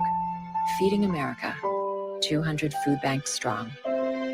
Prescriptions require an online consultation with a healthcare provider who will determine if appropriate. Restrictions apply. See website for details and important safety information. Subscription required. Price varies based on product and subscription plan. Hey guys, millions of men experience ED, but not everyone can access or afford treatments like Viagra. At HIMSS, our own board-certified urologist, Dr. Peter Stahl, knows this better than anyone, and he knows that HIMSS can help. Hi, I'm Dr. Peter Stahl, Senior Vice President of Men's Sexual Health at HIMSS. I've helped many guys with ED, and it has never been more convenient to treat than it is right now, thanks to HIMSS. Through HIMSS.com, you can access a full range of treatment options for ED, including daily or as-needed meds through a 100% online process. If prescribed, your medication is shipped to you for free. Find the ED treatment that fits your needs. Options at up to 95% less than the brand names when you get started at hims.com/joy. To start your free online visit and find ED treatment at up to 95% less than brand name prices, go to hims.com/joy. That's hims.com/joy for your free online visit. From the Augusta National Golf Club, Westwood One Sports presents this special report on the Masters. I'm Ted Emmerich. Jon Rahm is ready to return to contention at the Masters. Rahm put on the green jacket in 2023, and he helped Scottie Scheffler put it back on last year while Rahm finished tied for 45th. Now, Rahm has won 2 majors. He knows what it takes now. I would say my first few majors when I turned pro, I don't think I handle it at my best. I think winning to win so bad to where I wanted to control everything a little bit too much. And it took me a few years to learn that, just got to go out there and play and let it happen, right? And I think a lot of it changed once I was able to win my first major. There's definitely a before and after when you go to a major knowing that you've done it already and you know what the formula is. Well, step one is a solid first round. Rahm shot 1 over 73 last year on the way to that poor finish. Rahm's in the second to last group to tee off today, coming up in about 2 hours. You're listening to coverage of the 2025 Masters on Westwood One. Retired or retiring soon? How much money do you need to live comfortably? Retirement Planners of America is here for you. Would you like to have financial peace of mind? Here's how. Step 1. Find out the amount of money you'll need to retire. Step 2, have a plan to get there. Step 3, make sure that plan can take advantage of market gains but protect you from market losses. Discover how to do all 3 with a free consultation at 800-508-6108. That's 800-508-6108. All investments involve risk, including losses. Past performance does not guarantee future results. This is the story of the one who, as a maintenance specialist for a historic high-rise, knows that vintage charm historically needs constant attention. Which is why when it's time to upgrade turn-of-the-century mechanicals, they turn to Grainger. With easy access to 1 million-plus products and the scale to deliver when and where you need them. The right tools and supplies are never far away. So the one can keep that vintage building running like new. Call, click Grainger.com, or just stop by. Grainger, for the ones who get it done. Conditions are ripe for scoring this morning at Augusta National in the first round. Not much wind at all. And a few of the best in the world are taking advantage to this point. Aaron Rai, a Masters rookie, 4 birdies in the first 8 holes. He's the solo leader at 4 under. Steven Jaeger from Germany right behind. He's 3 under through 7, so 1 back. At 2 under, Scottie Scheffler, world number 1, with a birdie at 2. And moments ago, a 62-foot putt for birdie at number 4. So Scheffler at -2, 2 off the lead very early on in his round. Jordan Spieth has a couple of birdies in his first 3 holes. The past Masters champion 10 years ago, in fact, 2 under through 3. Tyrrell Hatton, Joaquin Niemann also at 2 under. Niemann, in fact, birdied 3 of the first 4 before a bogey at 5. Niemann -2. From Augusta, I'm Ted Emmerich, Westwood One Sports. It's Kevin Sheehan on the Team 980 and the Odyssey app. Are you ready? Ted Leonsis will join me at noon. We'll talk a lot about what happened Sunday against the Islanders with Ovechkin setting the all-time goal-scoring mark. Which team currently in our area is closest to a championship? 301-230-0980. I think it's the football team. I think the Skins are the closest. Max thinks it's the Caps. I put up a poll on my Twitter page at Kevin Sheehan DC. So far, with nearing 200 votes, just put it up. 56.8% say Caps, 40.4% say the football team, the Commanders, and other, because really, who else are we going to list? Nats, Wizards. I just put other as it comes in at 2.7%. 301-230-0980. Let's start with Aveen. Aveen, who in town is closest to a championship? Hey, Kevin. I think it's the Commanders. Like you said, I think hockey is too much of a crapshoot. And I think in football, there's just bigger controllables that matter more. Things like the coaching staff, the front office, and the quarterback. Small sample size, but I really feel like our front office is upper tier. Same with our coaching staff. And I think our quarterback is a big separator in the conference. And with Jaden Daniels, I don't think it's just, his skill and his talent. I think it's the intangibles that we saw in the playoffs. I don't think it can be exaggerated what we saw from him in the playoffs. Like, he turned into a Terminator. It was Brady-esque.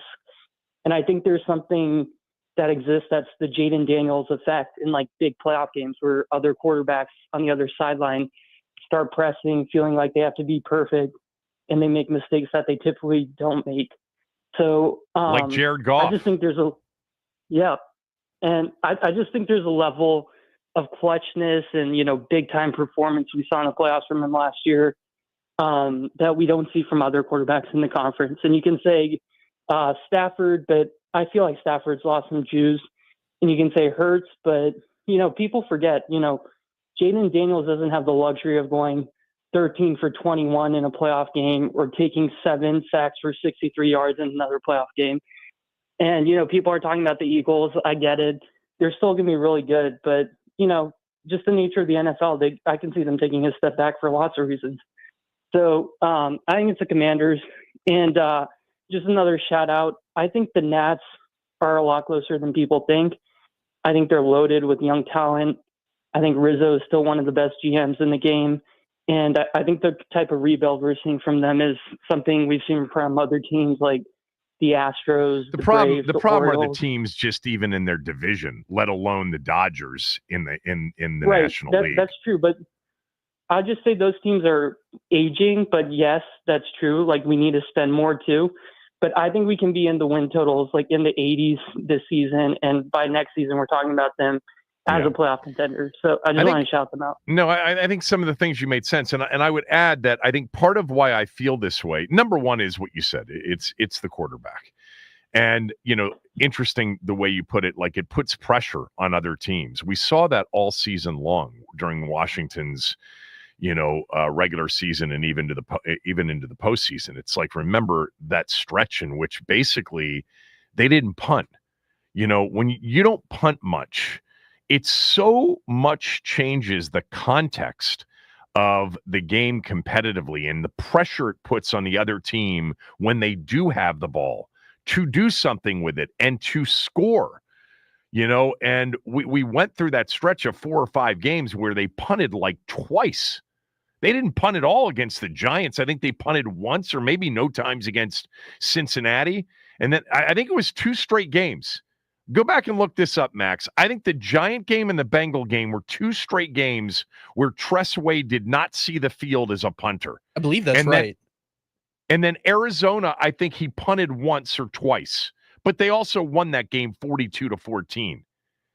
The context of the game against the Lions, man, that was an all-time, game in which Detroit had no prayer of getting off the field. They stopped, remember, the first 4th down situation of the game. And then after that, it was just field goal, touchdown, field goal. They had the pick 6. But every time Detroit got it, especially when they fell behind after the pick 6 and they were 2 scores behind, the pressure on them to match or stay with Washington was so great. That's why some would say, look, I understand your emphasis on getting better defensively, but this sport is won with offense in this day and age. And if they just keep getting better offensively, they're going to win 12, 13, 14 games, and they're going to be really tough to beat. Yeah, true, except what we saw in the Super Bowl and what we saw in the NFC playoffs with Philadelphia defensively. But he's the best starting quarterback in the NFC. He's better than Hurts. He's better than Dak. He's better than, I think he's better than Goff. The guy that I really liked, and I don't think he had the greatest of years, but I still wouldn't put it past Jordan Love to develop into a really good quarterback. He's better than Baker Mayfield. He's better than Matt Stafford's the one, even at his age, that still is capable of carrying the Rams. He did last year, although they were really good defensively, and they got better as the season went along.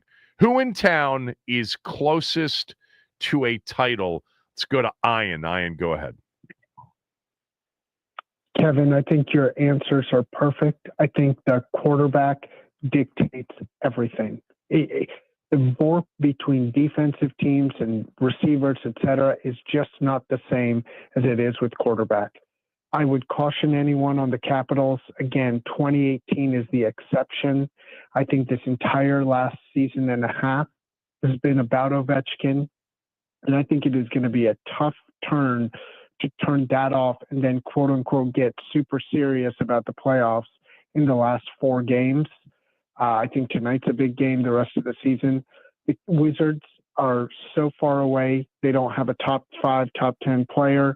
The Nationals have an ownership that has quit on this team for a long time. They have a AAA payroll. Given Washington's quarterback, GM, and owner stability, I think they are the clear-cut favorite. I'm sure if you put this up in Vegas odds, they would be this so much more. I think so too. I think an odds maker would absolutely set Washington as the favorite in this conversation. No doubt. One fear I have with the football team, it's not the RG3 fear that Jane Daniels has blown up this offseason. He has been a model citizen on and off the field. The one caution, and you've used this example before, is Dan Marino got to 1 Super Bowl and never again. And things change in the NFL in a way that is so difficult to kind of comprehend. I would bet on Jaden Daniels for the future in every way, but I would have bet on Dan Marino as well. So things do change. That's the only hesitation I have. I wonder if, the impact of the quarterback position during Marino's era, like Marino, okay, because you know how much I love Dan Marino. I do. I think he is one of the 3 or 4 greatest quarterbacks of my lifetime. And I don't think I've ever seen a season like 84. I'm sure I have. I mean, Mahomes, recently. But I wonder if the dual threat nature of quarterbacks today, whether it's Lamar or whether it's, Jaden, I wonder if the impact on winning is even greater. Like, I think it is. I think the emphasis of quarterback is far greater than it was in the 80s or 90s. I mean, now just look at the era we've been in. Mahomes, Brady, Peyton Manning, Ben Roethlisberger. It's Phillip Rivers. No. Inside joke there. No, but it's so quarterback dominant. I mean, outside of a Joe Flacco or a Nick Foles or a Jalen Hurts here or there, it's been 1 or 2, 3 or 4 guys, and Jaden Daniels absolutely seems like one of those future guys. I mean, again, in the NFC, who's better? Nobody. It's actually an interesting conversation, though, because, thanks for the call, Ian, as always, because back then, Elway was different. Steve Young was different. Look, if you go to the era before that, Fran Tarkington and Roger Staubach were different. The difference was that back then you could kill the quarterback. You could literally, if Staubach took off, you could basically decapitate him if you wanted to, and you might get flagged, but it was rare when you did. But Elway was different in his impact on games than Marino was. Steve Young was different in his impact on games than even Joe Montana was. I'm not saying that there was more impact, but I think in today's game, which obviously the rules favor the offense, the rules protect the quarterback. I think that the dual threat nature of so many of the quarterbacks, and it's beyond dual threat, obviously, with Jaden Daniels. I mean, if he didn't have the mobility, he'd still be an outstanding quarterback if he was just a pocket passer. I think it would be a different conversation, honestly, with Lamar, even though Lamar really improved as a passer last year. But Jaden's just a more natural pocket passer and processor, and just everything about his traditional drop back game. But I do think that the quarterback position has much more of an impact on the game than it did back then. But part of that is that quarterbacks are multi-threat. Even though if you plopped Dan Marino and his talent into this era, you'd still have a massive problem in dealing with him. You just don't see many like him. You know, they're having this conversation right now about Shedeur Sanders. Shedeur Sanders is he's not super athletic. He's not super mobile. He's not dual threat. He's not big. He doesn't have the biggest arm. And, you know, GMs are looking for quarterbacks who can make plays off schedule. That is a key at the position now. The dropping back and having everything go well and getting the ball out on time is still big, but the problem is it's what happens when it's not there. What happens when the field condenses in the red zone? You got to have playmakers at the position as well. Let's go to Bones. Bones, who in town is closest to a championship? Hey, Kevin, thanks for taking my call. Shout out to my main man, Matt. Yep. Kevin, you already know. Burgundy and gold for me. Burgundy and gold, and just like you said, we got the quarterback. You understand? All we need is a piece on the defense. We got the quarterback. That don't make no difference who's on the offense. I'm telling you, man, I've been watching this NFL stuff since 1962. You understand? We have the quarterback. We got a good front office right now. You understand? We got a good owner. We got a good vibe in the locker room and everything. We go burgundy and gold, man. Burgundy and gold. Mark my word and watch what I tell you. Thank you for taking my call. I always listen to you. I'm always watching for what you predict. Yeah, I mean, I think that it's interesting because for all of the years that we've had these conversations, it's never been this close. Never with the football team. It wasn't, I guess we would have said in 2012. We wouldn't have said it about 2015 after that year. I mean, that was a nice year, and they were really, really good in 2016, even more so in 2015 on offense. But there was just better in the NFC, better in the NFL. In 2012, I think there was a moment in which we probably said it. I bet you after the 2012 season, if we did this, we probably said Washington, although in 2012, remember, it was Strasburg. It was, it was Wall. It was, still the Caps, who were a playoff team every year. That would have been the year. I did think at some point during 2012, look out, we got a chance. And by the way, the conversation was similar because it was about the quarterback. All right, when we come back, Dan Quinn said something the other day on a podcast with Alex Smith and Shane Battier that I want you to hear. I thought it was very interesting, and it dealt with how they approached kickoffs last year with the new kickoff rule. Kevin Sheehan Show, the Team 980 and the Team980.com. Here's what's trending on the Team 980. So the Caps take on the Carolina Hurricanes tonight at 7 p.m. on 106.7 The Fan, and their return to D.C. following Ovechkin breaking Wayne Gretzky's goal-scoring record. There will be a special pregame ceremony honoring Ovechkin's historic milestone with a bunch of former players in attendance and, assumably, Ted Leonsis. The Nats drop one to the Dodgers by a score of 6-5. C.J. Abrams hit a solo home run, his fourth of the season. The Washington Wizards lost to the Philadelphia 76ers, 122-103. They have locked up the highest odds for the number 1 overall pick at 18%. LeBron James became the first male athlete to receive a Barbie Ken Bassiter doll.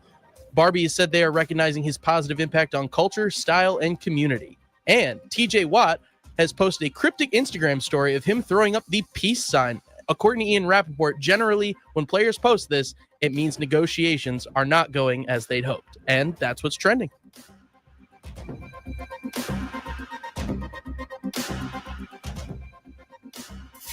The Terrapins play here. The Team 980 and the Odyssey app. Sponsored by Robert Half. 9 out of 10 hiring managers are having difficulty hiring. Robert Half is here to help. Our recruiting professionals utilize an award-winning AI to connect businesses with highly skilled talent. At Robert Half, we know talent. Visit roberthalf.com/talent today. Ready to level up your skills? Prince George's Community College offers more than 200 courses in job training, personal enrichment, and workforce development. Register now at pgcc.edu. That's pgcc.edu. Diabetes, high blood pressure, anxiety meds, everyone's on them. If you're a 50-year-old male, maybe a bit porky, and you may even have type 2 diabetes, $1 million of term insurance may only cost you about $200 a month. Call Term Provider. Speak with Big Lou at 800-700-6898. Big Lou will find a term life policy for you even if you have type 2 diabetes, are overweight, or have high blood pressure. Term Provider has helped thousands of people like you who think they can't afford term life insurance. To buy $1 million of affordable term life for you, all you need to do is call Big Lou at 800-700-6898. Lou will make sure the scales are tipped in your favor. Call 800-700-6898. Big Lou will answer your call and work to fit you into a term life policy that you can afford. Remember, Big Lou's like you. He's on meds too. Call 800-700-6898, 800-700-6898, or biglou.com.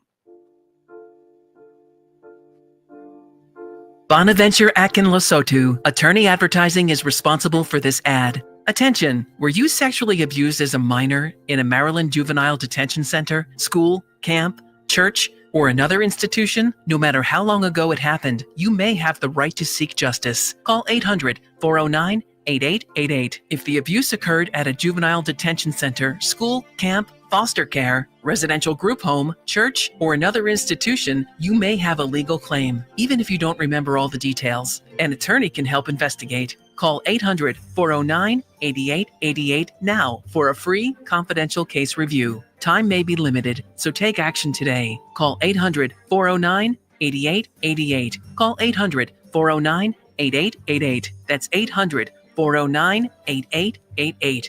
This is the story of the one. As a maintenance specialist for university housing, he knows college students can major in wear and tear. Plus, housing so many students doesn't leave a lot of room to house all the supplies he needs. That's where Grainger comes in. With over 1 million industrial-grade products and fast, dependable delivery, Grainger carries the quality products he needs so he doesn't have to.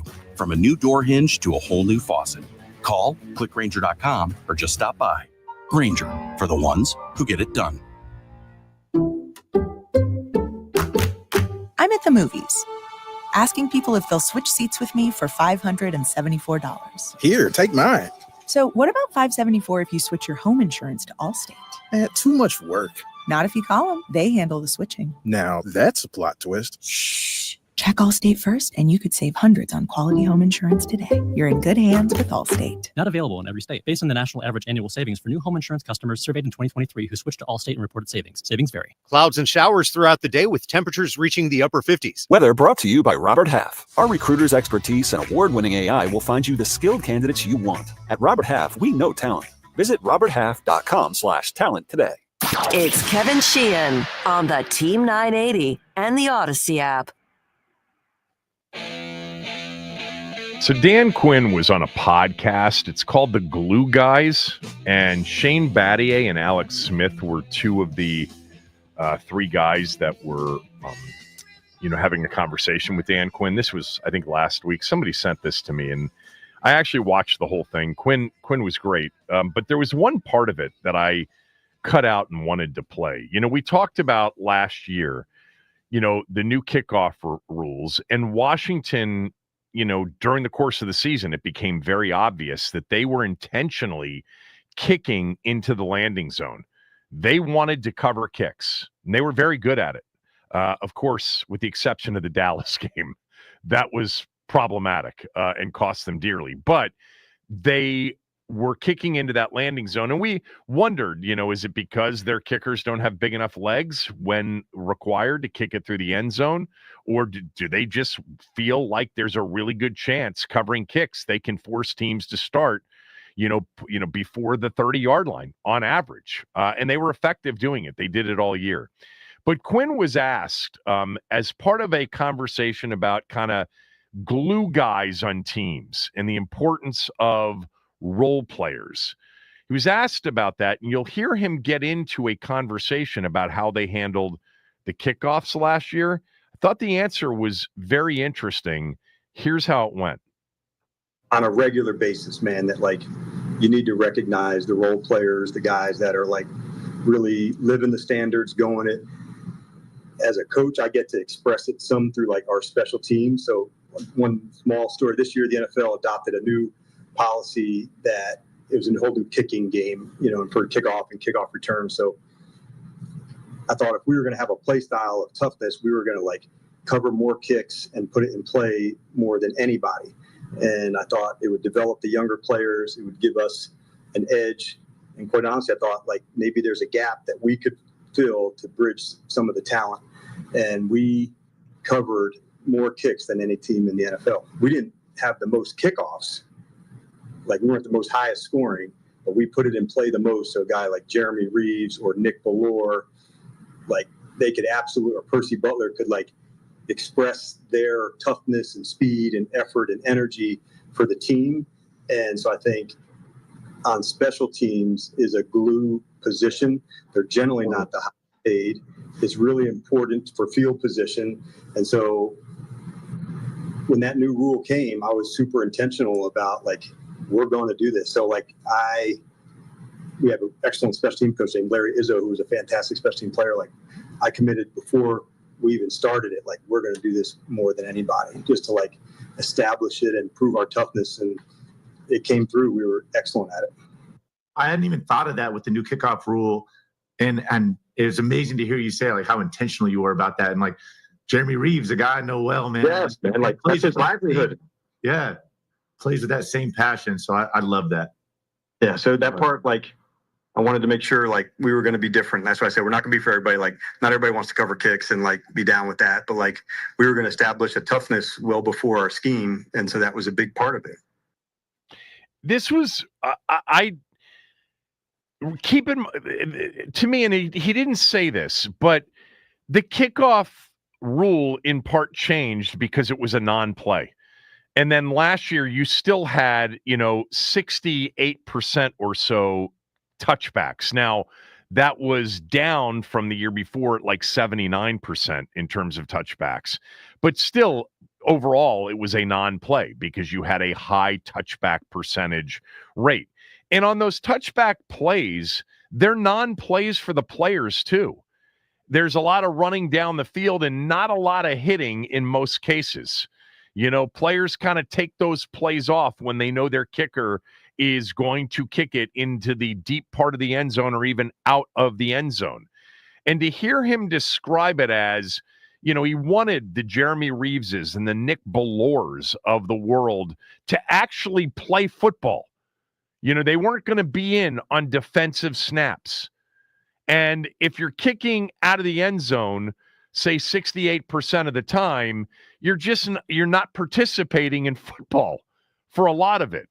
And he wanted that part of the game to be a part in which they establish some sort of edge from a toughness standpoint. By the way, they established to a certain degree an edge in terms of, starting field position. The return average for the teams, they didn't have the lowest return average necessarily. They had the the lowest touchback percentage of all of their kicks. They didn't have the most touchbacks in total New Orleans, or the least amount of touchbacks in total, New Orleans actually did, because they ended up having, I guess, more kickoffs or less their touchback percentage was a little bit higher than Washington's, but he did it intentionally. It wasn't because he didn't have kickers with big legs. It wasn't because he thought that, they could be really good at covering kicks. He thought that,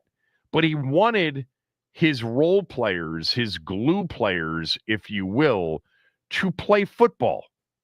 Now, there are other snaps that Jeremy Reeves and Nick Bellore would have chances of playing football on, some of the other special teams units, or if they got into the games defensively.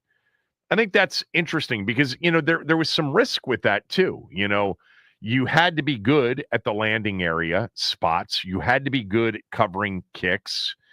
To take that sort of intentional approach to say, I want some of my glue players, my role players who I trust, and Nick Bellore and Jeremy Reeves would have been at the top of that list, special teams wise.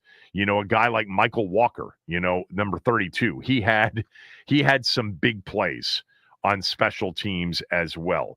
A guy like Jeremy McNichols, on special teams played really well covering kicks. You had other guys. I'm trying to think of the list of players, the Percy Butlers of the world on special teams as well. But he wanted those players that he considered to be tough football players to play football, because he thought it would give the team a toughness edge, and he thought it would give more credence to those players who he believed in as, glue guys, locker room guys, culture guys. Tough to be that if you're not actually playing football and making plays. If you're lining up and the ball's sailing through the end zone 75, 80% of the time. I'd not heard him explain it that way. Maybe you guys had. I had not heard him explain it that way. Again, some risk in doing that. Definitely, some risk in that landing area. Now, this year, with the rule being tweaked, first of all, being made permanent, in terms of kickoffs, the last year's kickoff rule now is a permanent rule. But the other part of it is the idea that if you kick it into the end zone as a touchback, it's coming out to the 35-yard line. I think we're going to see a much higher percentage of kickoffs short of the end zone. And we're going to see a lot more kickoff returns. Just handing the ball to a team at the 35-yard line just is not, I don't think, makes a lot of sense. So I think we'll see that skyrocket. They expected it to skyrocket last year with the extra 5 yards, the 25 to the 30 on touchbacks. It didn't. It went up in terms of the percentage of returns, but by like 11%, from like 21 to 32% in terms of returns. So we got more of them, but not as much as they expected. But I think we will next year with the 35-yard line as the penalty for kicking it deep. I don't personally like that. I think we'll see a lot more kickoffs. It'll be a more exciting play.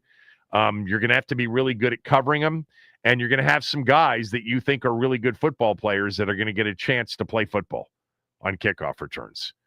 Special teams for so long during many of our lifetimes of watching football was a big part of the game, returns, covering returns, block kicks, etc. I mean, George Allen started it all off as the head coach of the Redskins in 1971. He was the first to hire an actual special teams coach. That man was Marv Levy, who went on to take Buffalo to 4 Super Bowls, losing all 4 of them. But, and Washington's had a history of great special teams players, covering kicks, Pete Wysocki, the list goes on and on. But we've seen less of that over the years. We've seen, take the ball at the 25, we want our defense on the field. By the way, it means less practice time and focus on covering kicks if we're not going to cover kicks. And I think the game will change a little bit here in the coming years. And you're going to have to be really good at it. You're going to have to draft players that can handle that. They think about those players all the time. It's not like they ignore it. But man, in the last 20 or so years, the kickoff portion of it became less emphasized. Guys like Jeremy Reeves and Nick Bellore are big time for Washington. All right. Ted Leonsis will be up next. I had Ted on the podcast about a month ago or so, month and a half ago. Talked a lot about, OV, talked a lot about the Wizards, a lot of things. But, fresh off OV setting the record on Sunday on the island against the Islanders, wanted Ted on to talk about, how it went down, how he felt, and what comes next. Ted Leonsis next. Kevin Sheehan Show, the Team 980, theteam980.com. We're also free and live on the Odyssey app. Kevin Sheehan breaks down the burgundy and gold every day from 10 to 1 on the Team 980 and the Odyssey app. From the Augusta National Golf Club, Westwood One Sports presents this special report on the Masters. I'm Ted Emmerich. We have seen many first-time major winners in the last few years. Victor Hovland would love to be next in line. The 27-year-old from Norway can see what Augusta National demands. It seems like this whole place is just set up in a way to where it doesn't allow you to get away with poor technique. It doesn't matter what it is. It's like you have to hit the ball a certain distance. You have to be able to curve the ball somewhat. It forces you to be kind of at the best in every single part of your game to be able to win these championships. And I think that's just a sign of, a great tournament, that it truly tests the best players. Hovland tied for 7th 2 years ago before missing the cut last year at the Masters, and he's about an hour away from his tee time here in the first round. He'll play alongside 2013 Masters champ Adam Scott and Xander Schauffele, who won his first 2 majors a year ago. You're listening to coverage of the 2025 Masters on Westwood One. Every day when we're on the road, people around us endanger themselves and others by looking at their phones while driving. There's the sneak-a-peeker who darts their eyes between the road and their texts, or the nightlighter who illuminates their car after dark. If that's you, reconsider before you find yourself becoming the fender-benderer, the got-a-ticketer, or worst of all, the driver who killed someone. Put the phone away or pay. Paid for by NHTSA. Hey, fellow Gen Xers, it's Elizabeth Banks. Big news. The recommended age for pneumococcal pneumonia vaccination has been lowered to 50 and older, even if you're healthy. It's up to us to lead the charge. After all, we gave the world the internet. We're trailblazers. Let's lead the way again, because we are at over 6 times greater risk for pneumococcal pneumonia. Gen X, this is our shot. Head to vaxassist.com and schedule today. That's vaxassist.com. Sponsored by Pfizer. A dream start to Aaron Rye's first Masters. 4 birdies, no bogeys on the first 9, plus a par at number 10. Rye is 4 under and alone atop the leaderboard. Steven Yeager is 3 under through 8. That's 1 back. Defending champion Scotty Scheffler, 2 putts for par from 34 feet at 6. He is 2 under, 2 off the lead, along with Joaquin Niemann, who is through 7, and Tyrrell Hatton is through 5 holes. Bernard Langer playing his 41st and final Masters, 67 years old. He says he just doesn't have the length to compete anymore, but Langer certainly has the smarts. No bogeys today. Langer 1 under through 10. He's 3 off the pace. How about Fred Couples at 65 years old? 1 under through 9. That's also 3 back. Jordan Spieth is 1 under through 5 holes, 3 back as well. From Augusta, I'm Ted Emmerich, Westwood One Sports. Truck Month in a full court press here at Oarsman Chevrolet of Bowie, and we're pulling up from deep with can't miss deals. General Sales Manager Brian Sargent here dishing out assists like up to $12,000 off select Silverado trucks. Or take the charge with lease specials on new Blazer and Equinox EVs as low as $111 a month for qualified buyers. Make your fast break to Oarsman Chevrolet of Bowie or BowieChevy.com. Together, let's drive. And remember, you always get your way at Oarsman Chevrolet of Bowie. Spring forward with real unlimited data from Straight Talk this tax season and get a free Samsung Galaxy A16 5G or Moto G Power 5G 2024 with select plans. So you can stream games during Mad March hours, check the weather for April showers, and watch gardening videos about May flowers.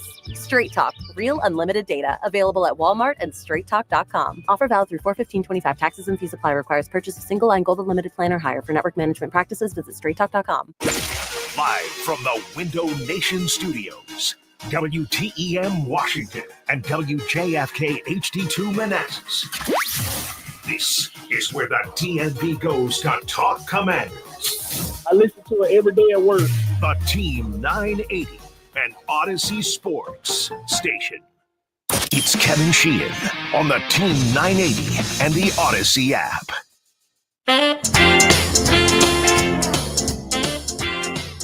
Send in Wilson on the flank. Cross ice. Ovechkin fires. Score!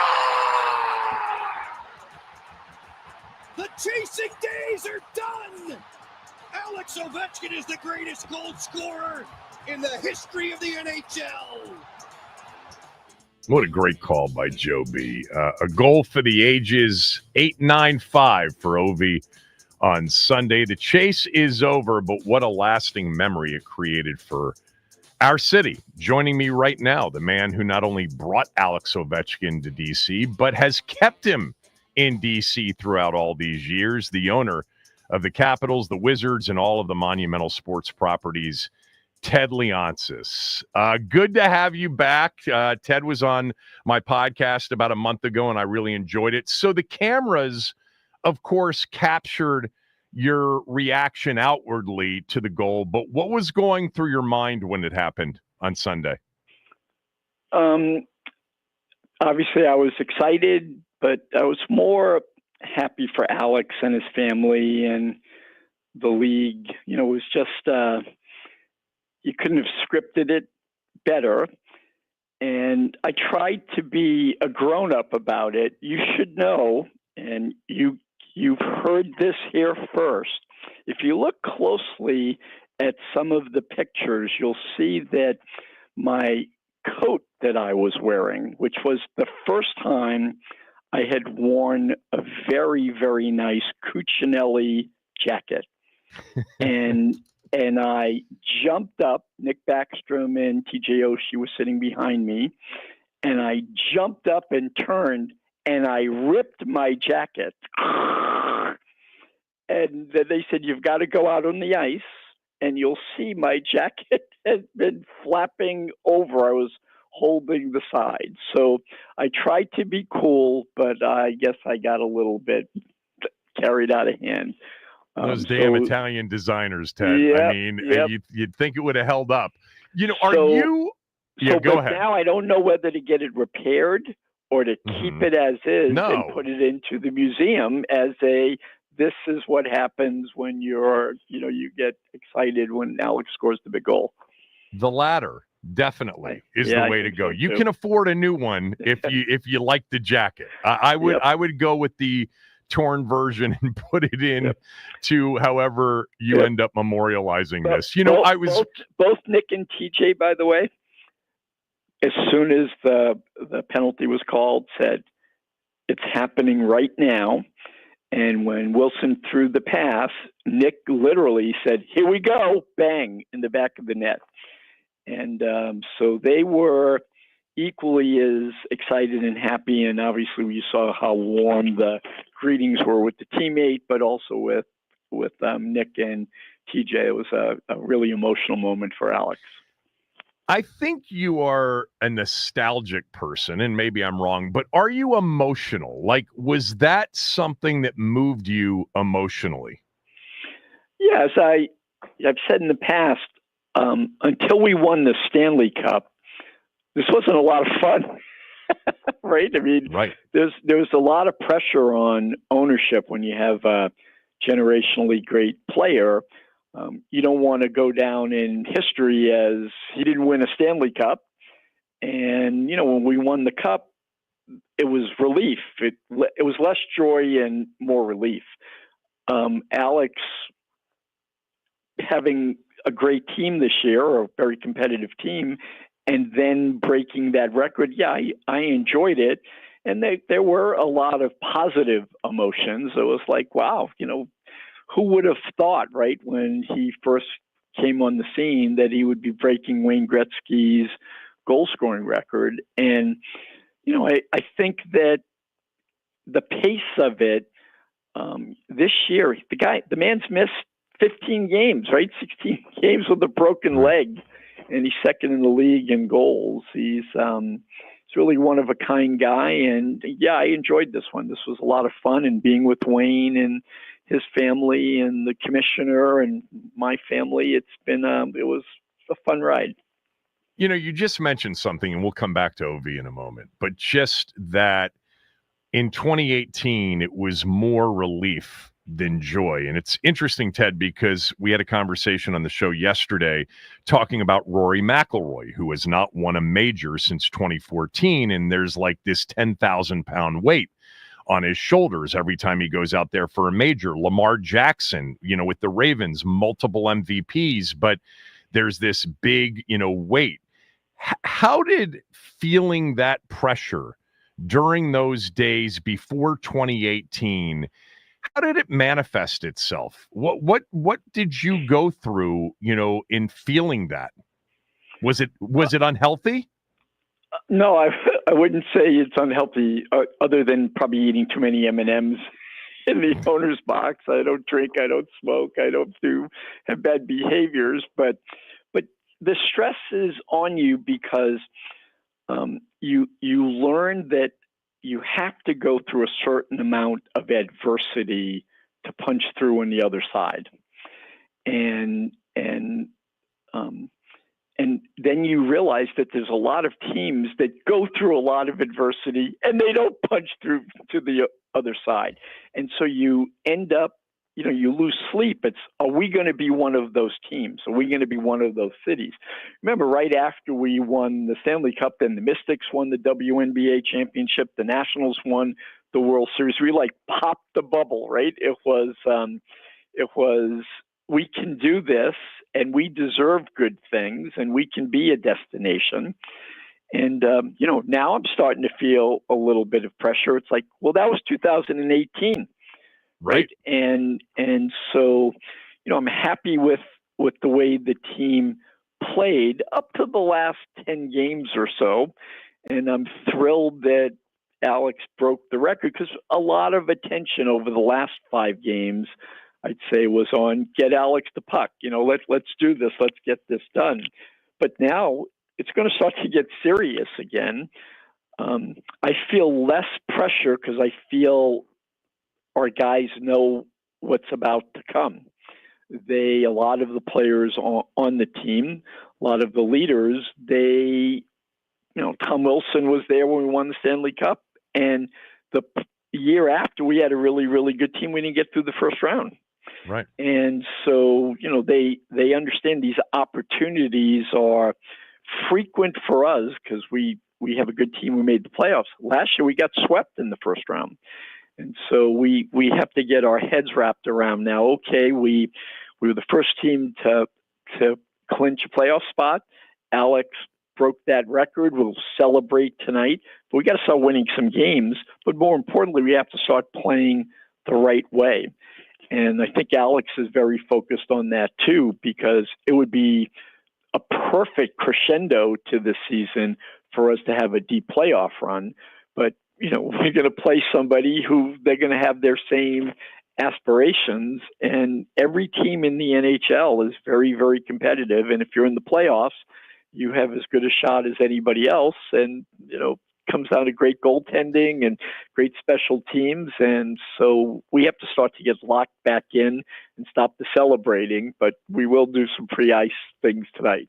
Yeah, but I'm hearing from something from you, and I think it's an interesting conversation because we know, just the yelp at the end of Game 5 in Vegas in 2018 that came out of Ovechkin's, body. We knew that this weight had been lifted off his shoulder. You felt the same thing in the moment. You said other teams have had to break through, but the pressure was different for you because you had, as you said, and you did, a generational players. So to have a generational player and not, get a Stanley Cup would have been tough for you. And I'm wondering, because you just said starting to feel the pressure again, because that was 2018, that's 7 years ago.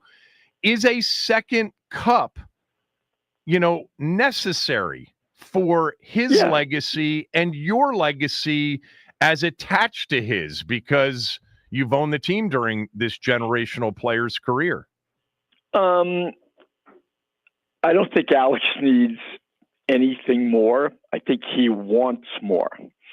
He'll go down in history as one of the pick it 3, 4, 5 best players of all time. And our franchise over the last 25 years is one of the best teams since I've owned it. I mean, what you got to do is what our record says we are, but we only won one Stanley Cup, which is a lot more than a lot of other franchises. And playoff appearances, we should never take for granted. You start to look at, records, and if you don't make the playoffs, you can't win the Stanley Cup. It's shocking. You look around the league. I just looked at the NBA, and Phoenix didn't make the playoffs this year, right? And with great players and big payroll, Pittsburgh in the NHL didn't make the playoffs. Shocking. And 3 years in a row now. You can never take making the playoffs for granted. But the big thing in the NHL is once you make the playoffs, everyone goes to 0-0. And if you're a goal scorer, you have no goals going into the playoffs. That's always been the remarkable self-actualization that players have to go through. Yeah, you got 65 goals this past season, Alex Ovechkin, 1 year, and now we're in the playoffs. You have none going into the playoffs. And some guy who had 18 goals opens the playoffs and gets 2. He's the leading scorer in the playoffs now. You haven't scored yet. What's wrong? That's the psychology that you have to get over. And playoff hockey is very different than regular season hockey. The officiating gets much tighter.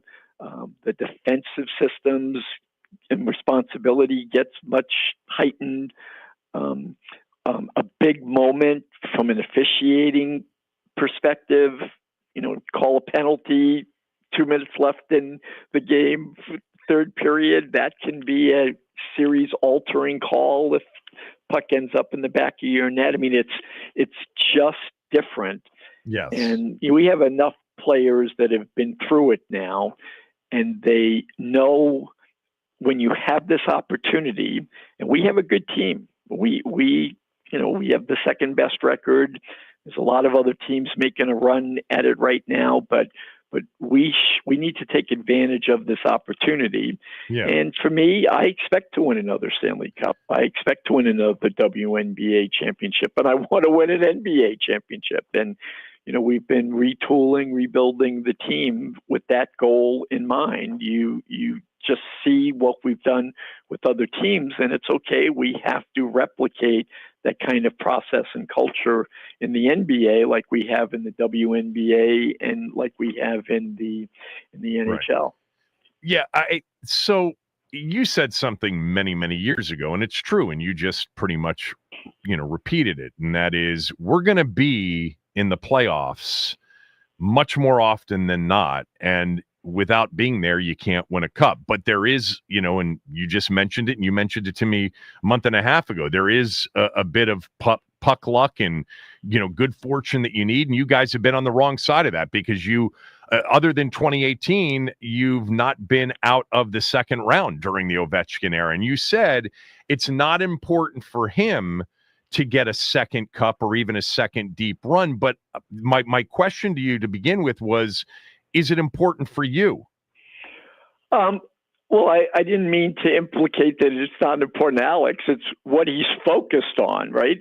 And winning, being a multi-cup winner would be another pantheon, right? It's to be multi-MVP, multi-time MVP, multi-time cup winner, and the leading goal scorer all time, right? I mean, that's defining. And when Alex negotiated his 5-year deal, that was all he was focused on. It wasn't get me a center and guarantee me I'm going to play on the power play. It was, we need to have a team that can compete and win another cup. If we do that, I think I can break the record. But if we don't have a great team, I'm not going to be as excited. I don't want to be the guy who breaks a record and everyone says, yeah, that's all the team was able to accomplish. I'm captain of the team. And so I feel really good about we've delivered that. We made the playoffs and you broke the record, and we were the first team to clinch the playoff spot. So why not try to win the cup, right? I mean, that's the goal that you start out every year. When Wayne Gretzky was in the locker room and he said to Alex, congratulations, maybe this is the record that's never broken. Snap out of it now. We're here to win Stanley Cups. And he's absolutely 110% right. For me, I think we live in this world, and we've learned that you can be a bad owner. I mean, look at what just happened in Denver, right? They won their first NBA championship 2 years ago, and now they've fired their coach and their general manager. Right. It is a stand and deliver world, especially if the expectations are like that. Now, I'll remind everybody, I don't think anyone picked us to make the playoffs this year. And so, we have exceeded expectations. Right. We didn't exceed my expectations. I expect us to be a playoff team. I know what our coaching staff and our front office, what they feel. And Alex thought we had a good team, right? If Alex had signaled, I don't like where we're heading, he would have asked, he would have made his feelings known to us. But we've been in alignment, and he's really, really excited. So he wants to win a cup. And, that's why we make these investments. If you're going to play, it's to have success. We've now reached a time in our development where winning multiple championships would make our franchise that much more select, that much more elite. And so, that's what we're trying to fight for. When the Wizards make the playoffs in this next development, I'm going to think that's a really, really good achievement. And we have to, President's trophies. I think I've said this once before. It's a jinx, the whole thing. I think, but you know what? I would get there's an actual President's trophy, and you'd get them, and we hid them when we won the Stanley Cup. I said, where are those President's trophies? Bring those out. That means we had the best record in the league 3 times, right? We had the most President's trophies during that time frame. That means we had a really, really good team. And so, there's a patina that goes on in an organization when you win a championship, but people's memories are short, and I'm totally aware of that. It's also postseason. Sports have become, with the exception of the NFL. I mean, look at what just concluded in March. I mean, college basketball has become a 1 month out of the sports calendar sport. The NBA is a playoff sport. The NHL is a playoff sport. You get judged based on that. And, we can move on from this, but I think that, what you're feeling, and I'm not putting words into your mouth, is that at least another deep round, at least God help us, let's not lose in the first round for, the 6th straight year since we won the cup, that there is some pressure associated with that, even though you got one in 2018, which was huge. Yeah, I mean, it's so binary. The Rangers had the best team in the NHL last year. They swept us in the first round. Right. I watched the end of the game yesterday. They lost to Philadelphia. It's tough for them to make the playoffs this year. It happens. A lot of stuff has to come together. Health, coaching, connectivity with the players, luck, just to make the playoffs, right? So maybe this notion that the regular season doesn't matter, it's just about the playoffs. Well, there's a lot of teams that didn't make the playoffs that now have to do a lot of soul searching, a lot of organizational changes. And so I don't ever want it to be that the regular season doesn't matter. I hate when we play a team that has a really, really bad record and we don't think we have to show up and play hard and we lose, right? Because I think that you develop bad habits. I think you develop kind of a reputation of, they only play against the really, really good teams. And we've got to be an organization that's tough to play against, that expects to be a playoff caliber team, that is at the top of their game, both physically and from a mental health and a cultural standpoint. And you have to go into the playoffs with some momentum and, have a focus of the organization on winning the cup. And we've got to turn that switch on starting tonight. I think it's going to be difficult. I think our coach is going to have a challenge in that everywhere that I go. Yesterday, I was at a conference in South Carolina, and everyone was talking to me about Alex, and that was great. But it's like, okay, that was then. Yeah, well, now what we if have he to move scores forward. 2 or 3 tonight, and then 900 becomes the focus before the final regular season game? I want to ask you if you feel the same way I do, and I'm much further away from it. But I said it, I think, earlier this week, and maybe even today. I have this sense that this may be one of the most anticipated postseasons that your franchise has had in a long time because of Alex, and because adding another cup to it would be incredible for his legacy, because the team's really good. Are you seeing, beyond feeling that, are you seeing that somehow play out with, I don't know, whatever metrics you use? Is that something that I'm on let's be to? honest. What Washington, D.C. is the most scrutinized, some would say the most important, most relevant city on the planet. And we have the best team in the East, and we have the biggest star in the NHL right now. Right. So that we're going into the playoffs, there is a lot of attention on us, not just locally, but nationally and globally. Yeah. And so, it's better to have that than be ignored, right? But there's a price to pay on that, which is expectation and how are you going to do. That's what was so amazing to me, by the way, about the last 5-7 games, right? That the guy delivered bang, bang, bang, bang, right? The biggest stage. And, when we were flying up to the game, I was talking to his mom and his wife, and I said, is Alex feeling pressure? And they said, look, everywhere we go to the grocery store and we're checking out, and the checkout guy says, you going to break the record tomorrow? I mean, that's like all anyone was talking about. Yeah. And he delivered in a very efficient way. That I had no doubt about. I saw it when he was getting ready to pass Gordie Howe, catch Gordie and pass him. He didn't limp towards this. Yep. I mean, exactly. He was as good as he's been in several years heading into this. I mean, these were clutch performances.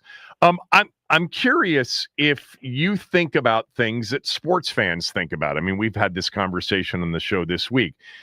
Do you think about things like where that accomplishment, 895 all-time goal scorer, ranks on like the list of all-time moments or all-time accomplishments in our city's sports history? Do you put it in that context? Do you think that way or not?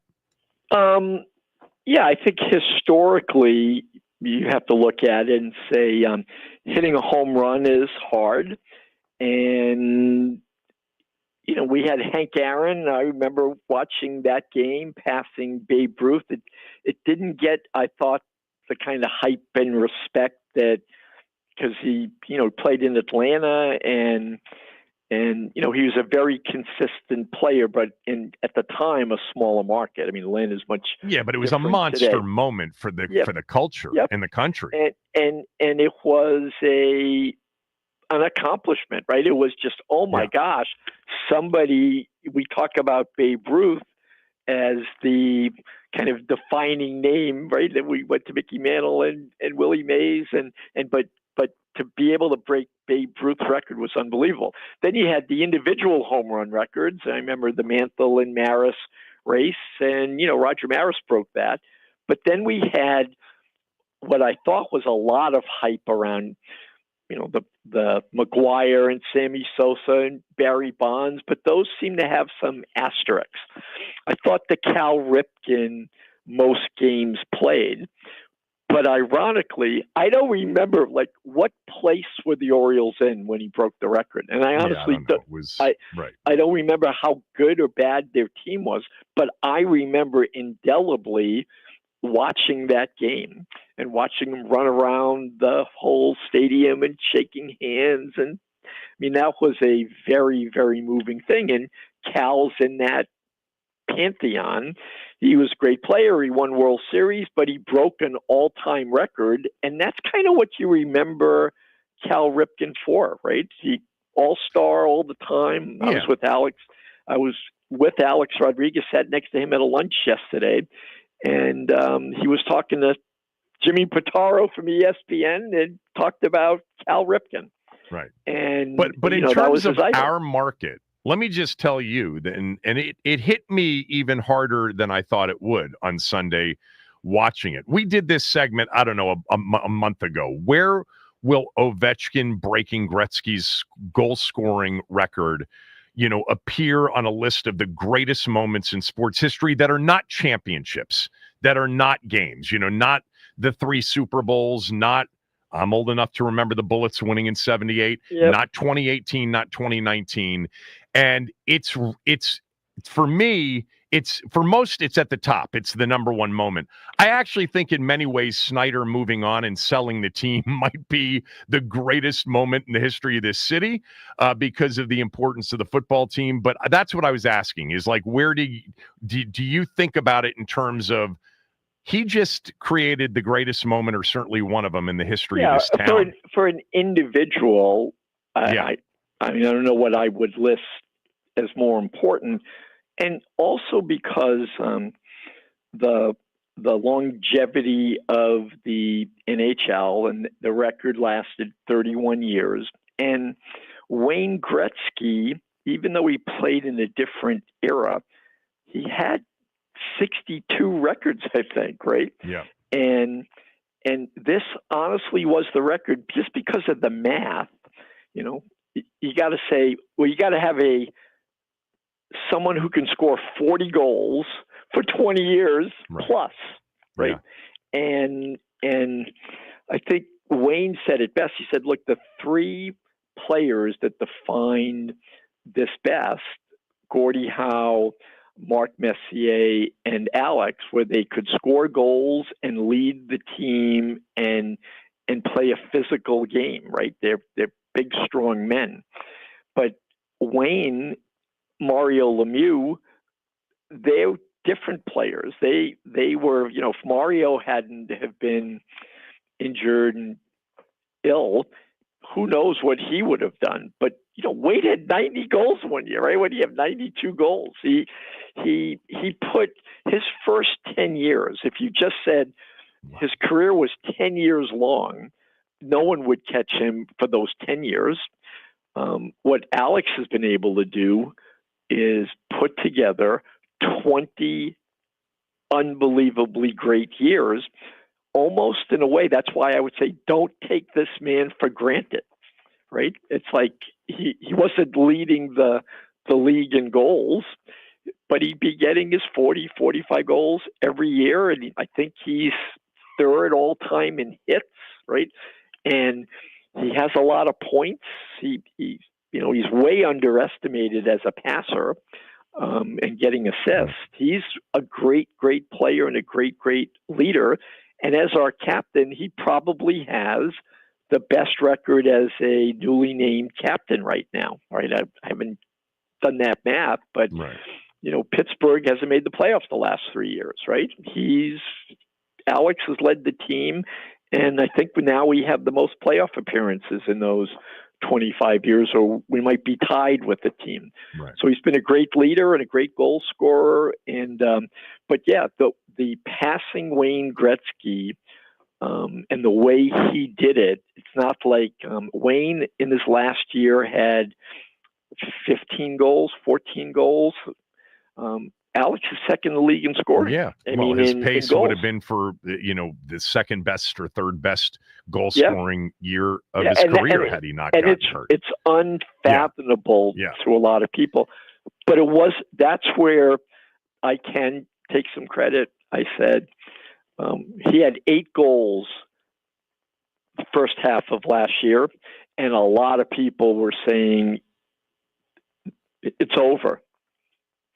And I said, never sell this man short. This is a very determined man. This man has a lot of pride. He's not going to let down his teammates, his family, the franchise, the city. You watch. And he had a great second half of the year. He had a really, really grinding off season, coming in shape. And he got off to the races in a big way this year. And he's excited about playing. I mean, that's the other thing. He hasn't lost his enthusiasm and love of the game. And so, yeah, I think breaking this record, at least locally, is the number one most important achievement. And, I know there's been arguments on, is he the best athlete and best professional player locally? I think he's settled that. He's been MVP. He's won Stanley Cups, and now he's broken an all-time record. Who else you got, right? Yeah. That's done all of that. I've got other things I want to talk to you about, and we've got to get some commercials in. Can you stick around or not? Sure. Yeah, a couple more minutes. Ted will stick around. He's very nice to do that. We'll be back after this. You're listening to the Kevin Sheehan Show on the Team 980. The Washington Wizards play here. The Team 980 and the Odyssey app. It's your pal Cakes here, and if you're heading back to the office or ready to switch things up, PVI Office Furniture has everything you need. Whether you're upgrading for comfort or making a fresh start, we've got a massive selection of desks, chairs, and accessories at prices that fit any budget. Mention me, Cakes, and score 15% off your in-store purchase. Don't miss out. Head over to PVI Office Furniture today and give your office the boost it deserves. PVI Office Furniture, where workspaces level up. Visit PVI.com because business grows with PVI. Hey, it's EB. If you're ready to transform your backyard into the ultimate retreat, you got to check out my friends at Offenbachers. Why spend a fortune on a high-maintenance pool when you can enjoy the versatility of the state-of-the-art swim spa for less? A swim spa lets you swim, exercise, and relax all in one convenient space. And when it's time to unwind, nothing beats the soothing comfort of a traditional hot tub. Slide into warm, bubbling water and let the jets melt away your stress. Offenbachers will help you find the perfect swim spa or hot tub for your needs. Plus, Offenbachers is taking wellness to the next level with their brand new cold plunges. Experience the power of hot and cold therapy. Reduce inflammation, boost circulation, and feel more refreshed than ever. Visit Offenbachers today in Herndon, Annapolis, Gainesville, or Rockville, or browse online at Offenbachers.com. And here's a special offer. Tell them EB sent you, and you'll get a free $500 gift card with your spa purchase. Don't wait. Secure your summer now with Offenbachers. Vacation starts with VA. One thing you'll love about your trip to Virginia is that you'll never have to settle for one thing. All that you love is all in one trip. Start yours at virginia.org. At IHOP, you can get a satisfying, craveable breakfast for only $7 with IHOP's House Faves. Enjoy fluffy buttermilk pancakes, your choice of hickory smoked bacon or pork sausage, and eggs your way with the Breakfast Faves combo. Or enjoy a savory ham and cheese omelet, French toast breakfast, or house scramble, all for just $7 each. Stop by today and try any of IHOP's House Faves. Available weekdays from 7 a.m. to 10 p.m., all for just $7. For a limited time, dine-in only. Price and participation may vary by location. Catchy tune, right? But don't let the urge to sing along distract you from the truck drifting towards your lane, or that lane-splitting biker creeping up beside you. Fortunately, every Hyundai offers advanced safety features that can alert you to potential dangers around you. And Hyundai has over 130 IIHS Top Safety Awards since 2006. Because Hyundai is always working to ensure the road doesn't. IIHS Top Safety Awards include Top Safety Pick and Top Safety Pick Plus awards to Hyundai vehicles from 2006 to 2025. This is the story of the one who, as a maintenance specialist for a historic high-rise, knows that vintage charm historically needs constant attention. Which is why when it's time to upgrade turn-of-the-century mechanicals, they turn to Grainger. With easy access to 1 million+ products and the scale to deliver when and where you need them. The right tools and supplies are never far away. So the one can keep that vintage building running like new. Call, click Grainger.com, or just stop by. Grainger, for the ones who get it done. It's Kevin Sheehan on the Team 980 and the Odyssey app. Are you ready?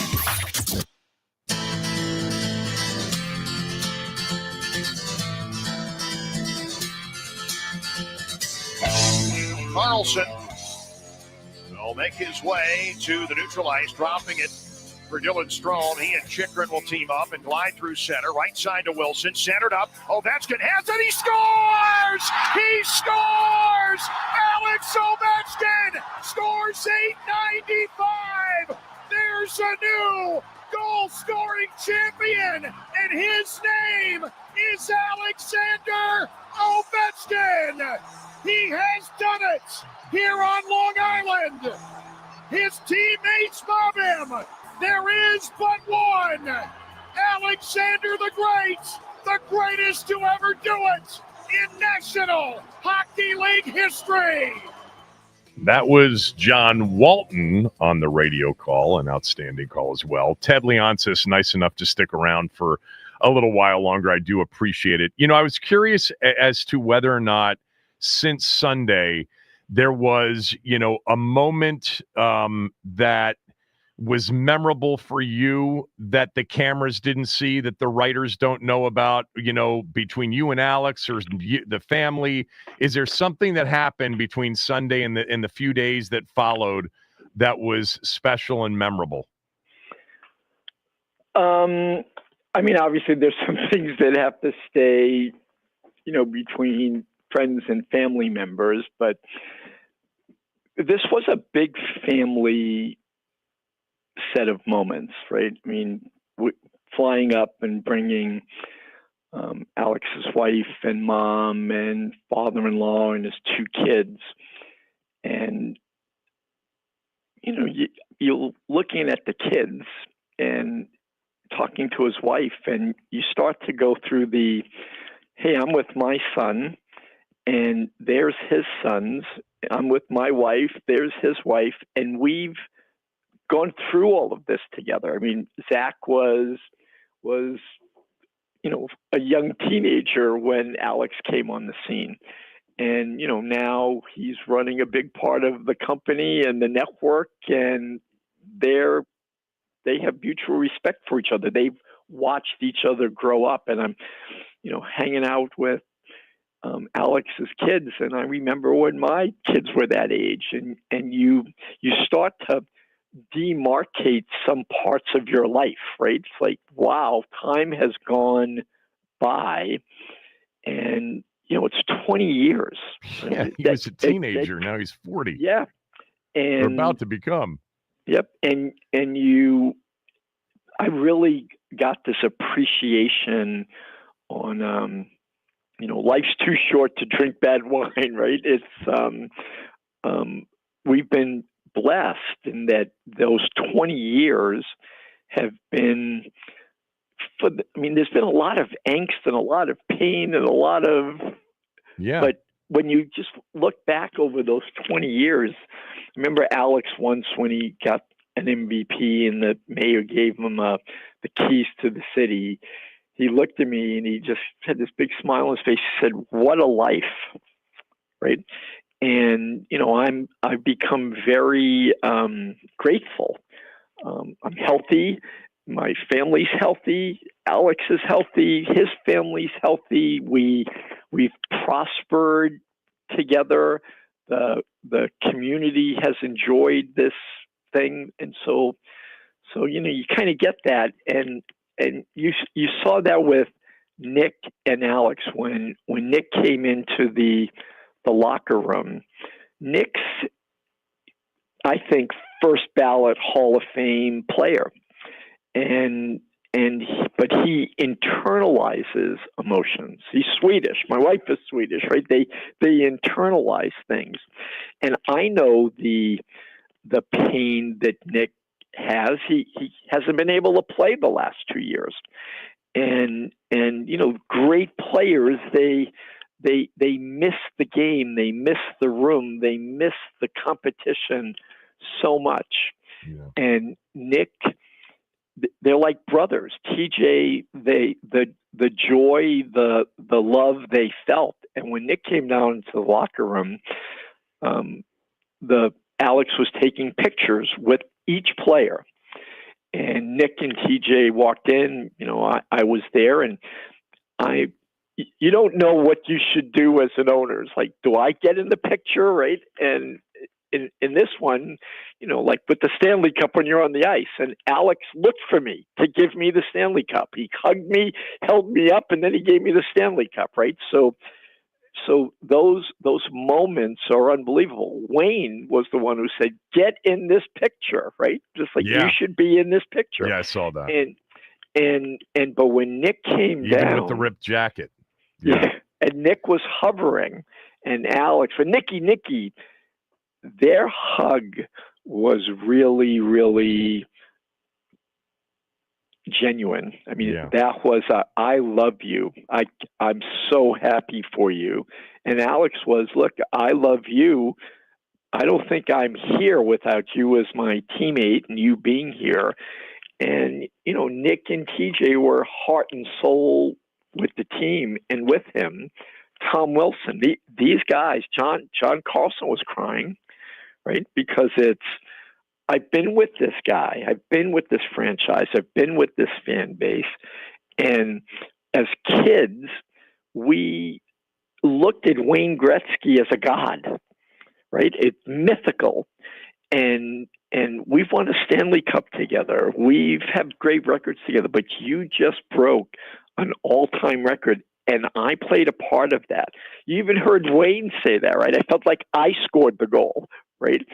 And so bringing people along with it, and because of the longevity over time, that's made for like a really positive time of reflection and no regret, right? I mean, you've heard me say, well, it was my biggest regret. I wish I had signed for 15 years instead of 13 years, in the long contract. All right. And I don't know how many times we'll have that play out again. Yeah. So tonight will be special. I want to move on to basketball here for a moment, not just the Wizards, because I want to ask you about something that happened last night. But tonight, by the way, will be an electric atmosphere, I'm sure, with Carolina in town. Last Friday night was great, and I'm sure there's a lot planned. I know you love basketball. Your Brooklyn roots, your Georgetown, experience, and I love basketball, and I love the Wizards, and it's tough right now going through this. But I think it's the right thing. You and I talked about this. You know what? A month and a half ago. I'm going to take exception to that with this asterisk. Tough? Take exception to which part? That it's tough to watch because young players who have upside and they are appreciative of the opportunity and they want to accomplish something together. It feels much better. And just to watch these kids be coachable and to take advantage of the opportunity, I've enjoyed that. What pains me all the time is having, highly compensated players that don't look like they. No, I understand. Much, and look, I think that most Wizards fans appreciate this process and are in favor of it. But what I wanted to ask you is, you are a basketball person. You've told me before, years ago, you told me it's your first love. What would this city, Ted, be like if the Wizards were a legitimate championship contender deep into May, into June? And let's hope that happens 5 years from now with Cooper Flagg and Sarr and Koulibaly, et cetera. I mean, have you thought about what it would there were moments, the Game 7 against Boston away from an Eastern Conference Finals, but, LeBron was always in the way in the East with Cleveland and Miami. What would it be like? What have you thought about in terms of being around for DC to have an NBA championship contender?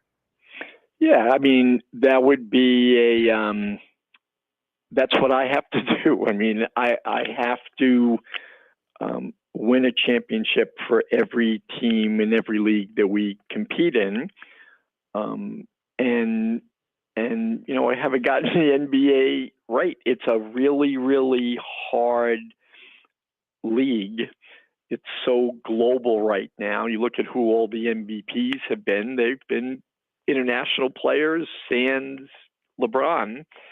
And the health side of it, mental and physical health, keeping the players out there has become a big, big part of the secret of success. I mean, that Alex has been available to us for 94% of his availability. He missed 50 games in his entire career from being injured. LeBron seems to play every single game, right? Availability is really, really important. And so that's our focus. And the league's even changed so that depth is back in, having a really good team. And the other day I was talking to someone and he said, well, I'm not so sure it's all about stars. I said, well, who's the best team in the NBA this year? Oklahoma City. I said, okay, name me 3 players on the team. Are you asking me? Players. Yeah, I'm asking. Well, Aaron Wiggins, Chet Holmgren, and SGA, Hartenstein among Lou Dort. I mean, I know the team because I follow the league, but Shai Gilgeous-Alexander is a top 5 player in the league. Definitely. Without one, you can't win a title. Yep, right, exactly. But they have now, they're 8, 9, 10 deep. And most of the players have been drafted and developed, and they're in a culture. And that's what we have to do, right? You've got to go deep, and they have to play the right way and want to play for the fans and want to be there.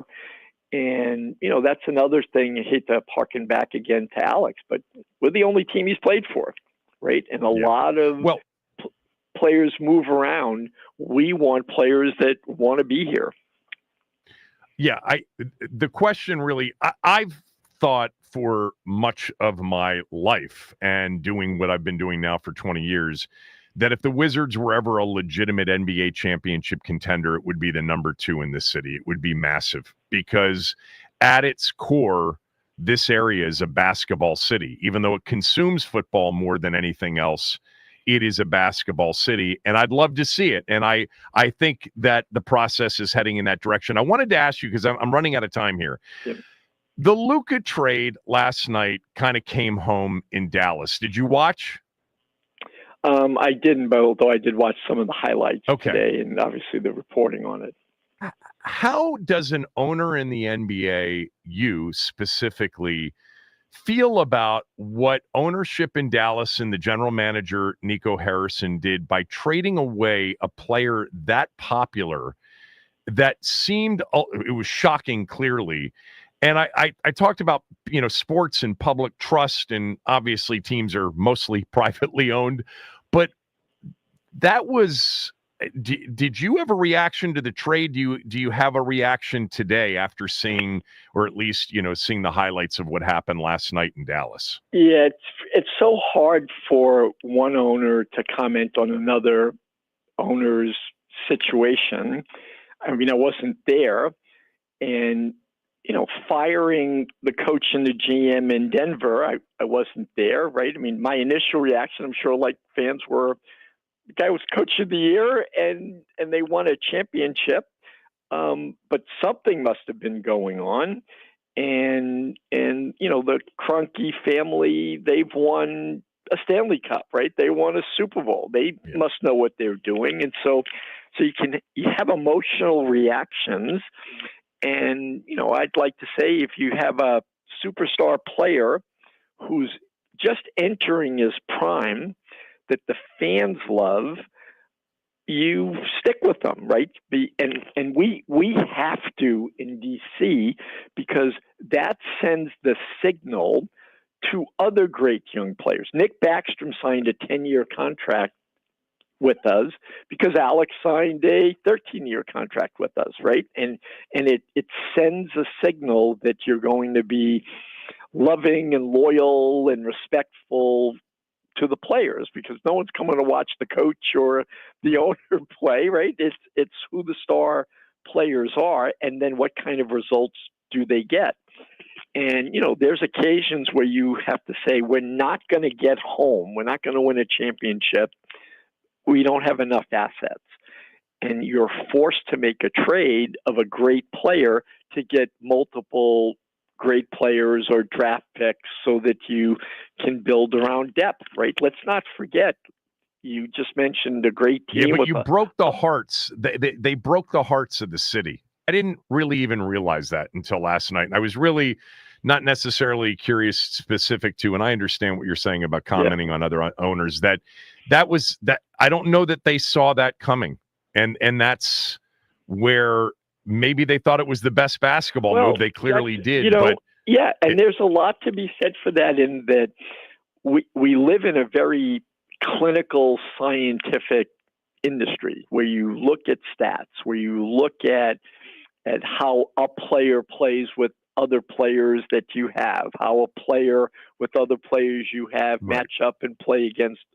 And sometimes you can over-index, if you will, just on the stats, and forget about the emotional connection with the fan base, with the organization. But then if you don't make the trade and the stats prove out, then you get criticized for you're too loyal.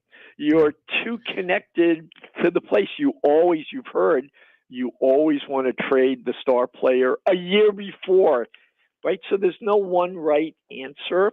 But you'll have the moments like last night where the player comes back and he's crying and the fans are crying and they're very appreciative. All right. I didn't ask you this the last time because it totally slipped my mind, but I'll end with this, and I only have a minute. Are you going to buy the Nationals or not? I think we've been through this. I would like to, but I'd say not right now because, there's no conversations. They don't seem to be for sale, and I'm going to continue to be a fan and a good friend of the families, and we have interest, but right now I would not say that there is a process going on and that there's anything of meaning happening. Would it be a good thing for sports fans in this city or a bad thing if one person owned 3 of the major 4 teams? I can totally understand why a fan would say that's not a good thing. From the business side, it might be needed because in baseball, as I've said, there are teams, and I've been doing a lot of research on this, there are teams that are spending $500 million and there are teams spending $50 million. And you can't have a league where there's big markets and they can spend 10 times teams in small markets. And that's how baseball is set up. We've built a really, really big, important company, Monumental Sports. We have we own our network, and we have the building, and we're making big investments in the building, and we own multiple teams. We have wherewithal to be able to compete with teams in big markets, right? And so, it's scale economics become important if baseball stays the way it is, right? I mean, the Dodgers, the Mets, the Yankees, the Red Sox, they're valued very, very highly, and they spend a lot of money. And so, the NHL, there's a hard cap. In basketball, you can pay the tax, but in baseball, you spend what you want to spend. The Dodgers spent billions of dollars this offseason. Billions. Right? So how are you going to compete with that? Well, if you own the team, we'll be holding you to spending a lot more than the Lerners have spent recently. Well, now that you've told me that, I'm definitely not buying the team. I got to run. I really appreciate the time. All right. You know how much I appreciate it. I'll talk to you soon. Great. Thanks, man. Bye-bye. Yeah. Ted Leonsis, everybody. Caps should be a pretty wild night tonight. No record chase, but certainly the celebration of 895. And a few more games for the Caps before a big postseason begins. All right. Thanks to Ted.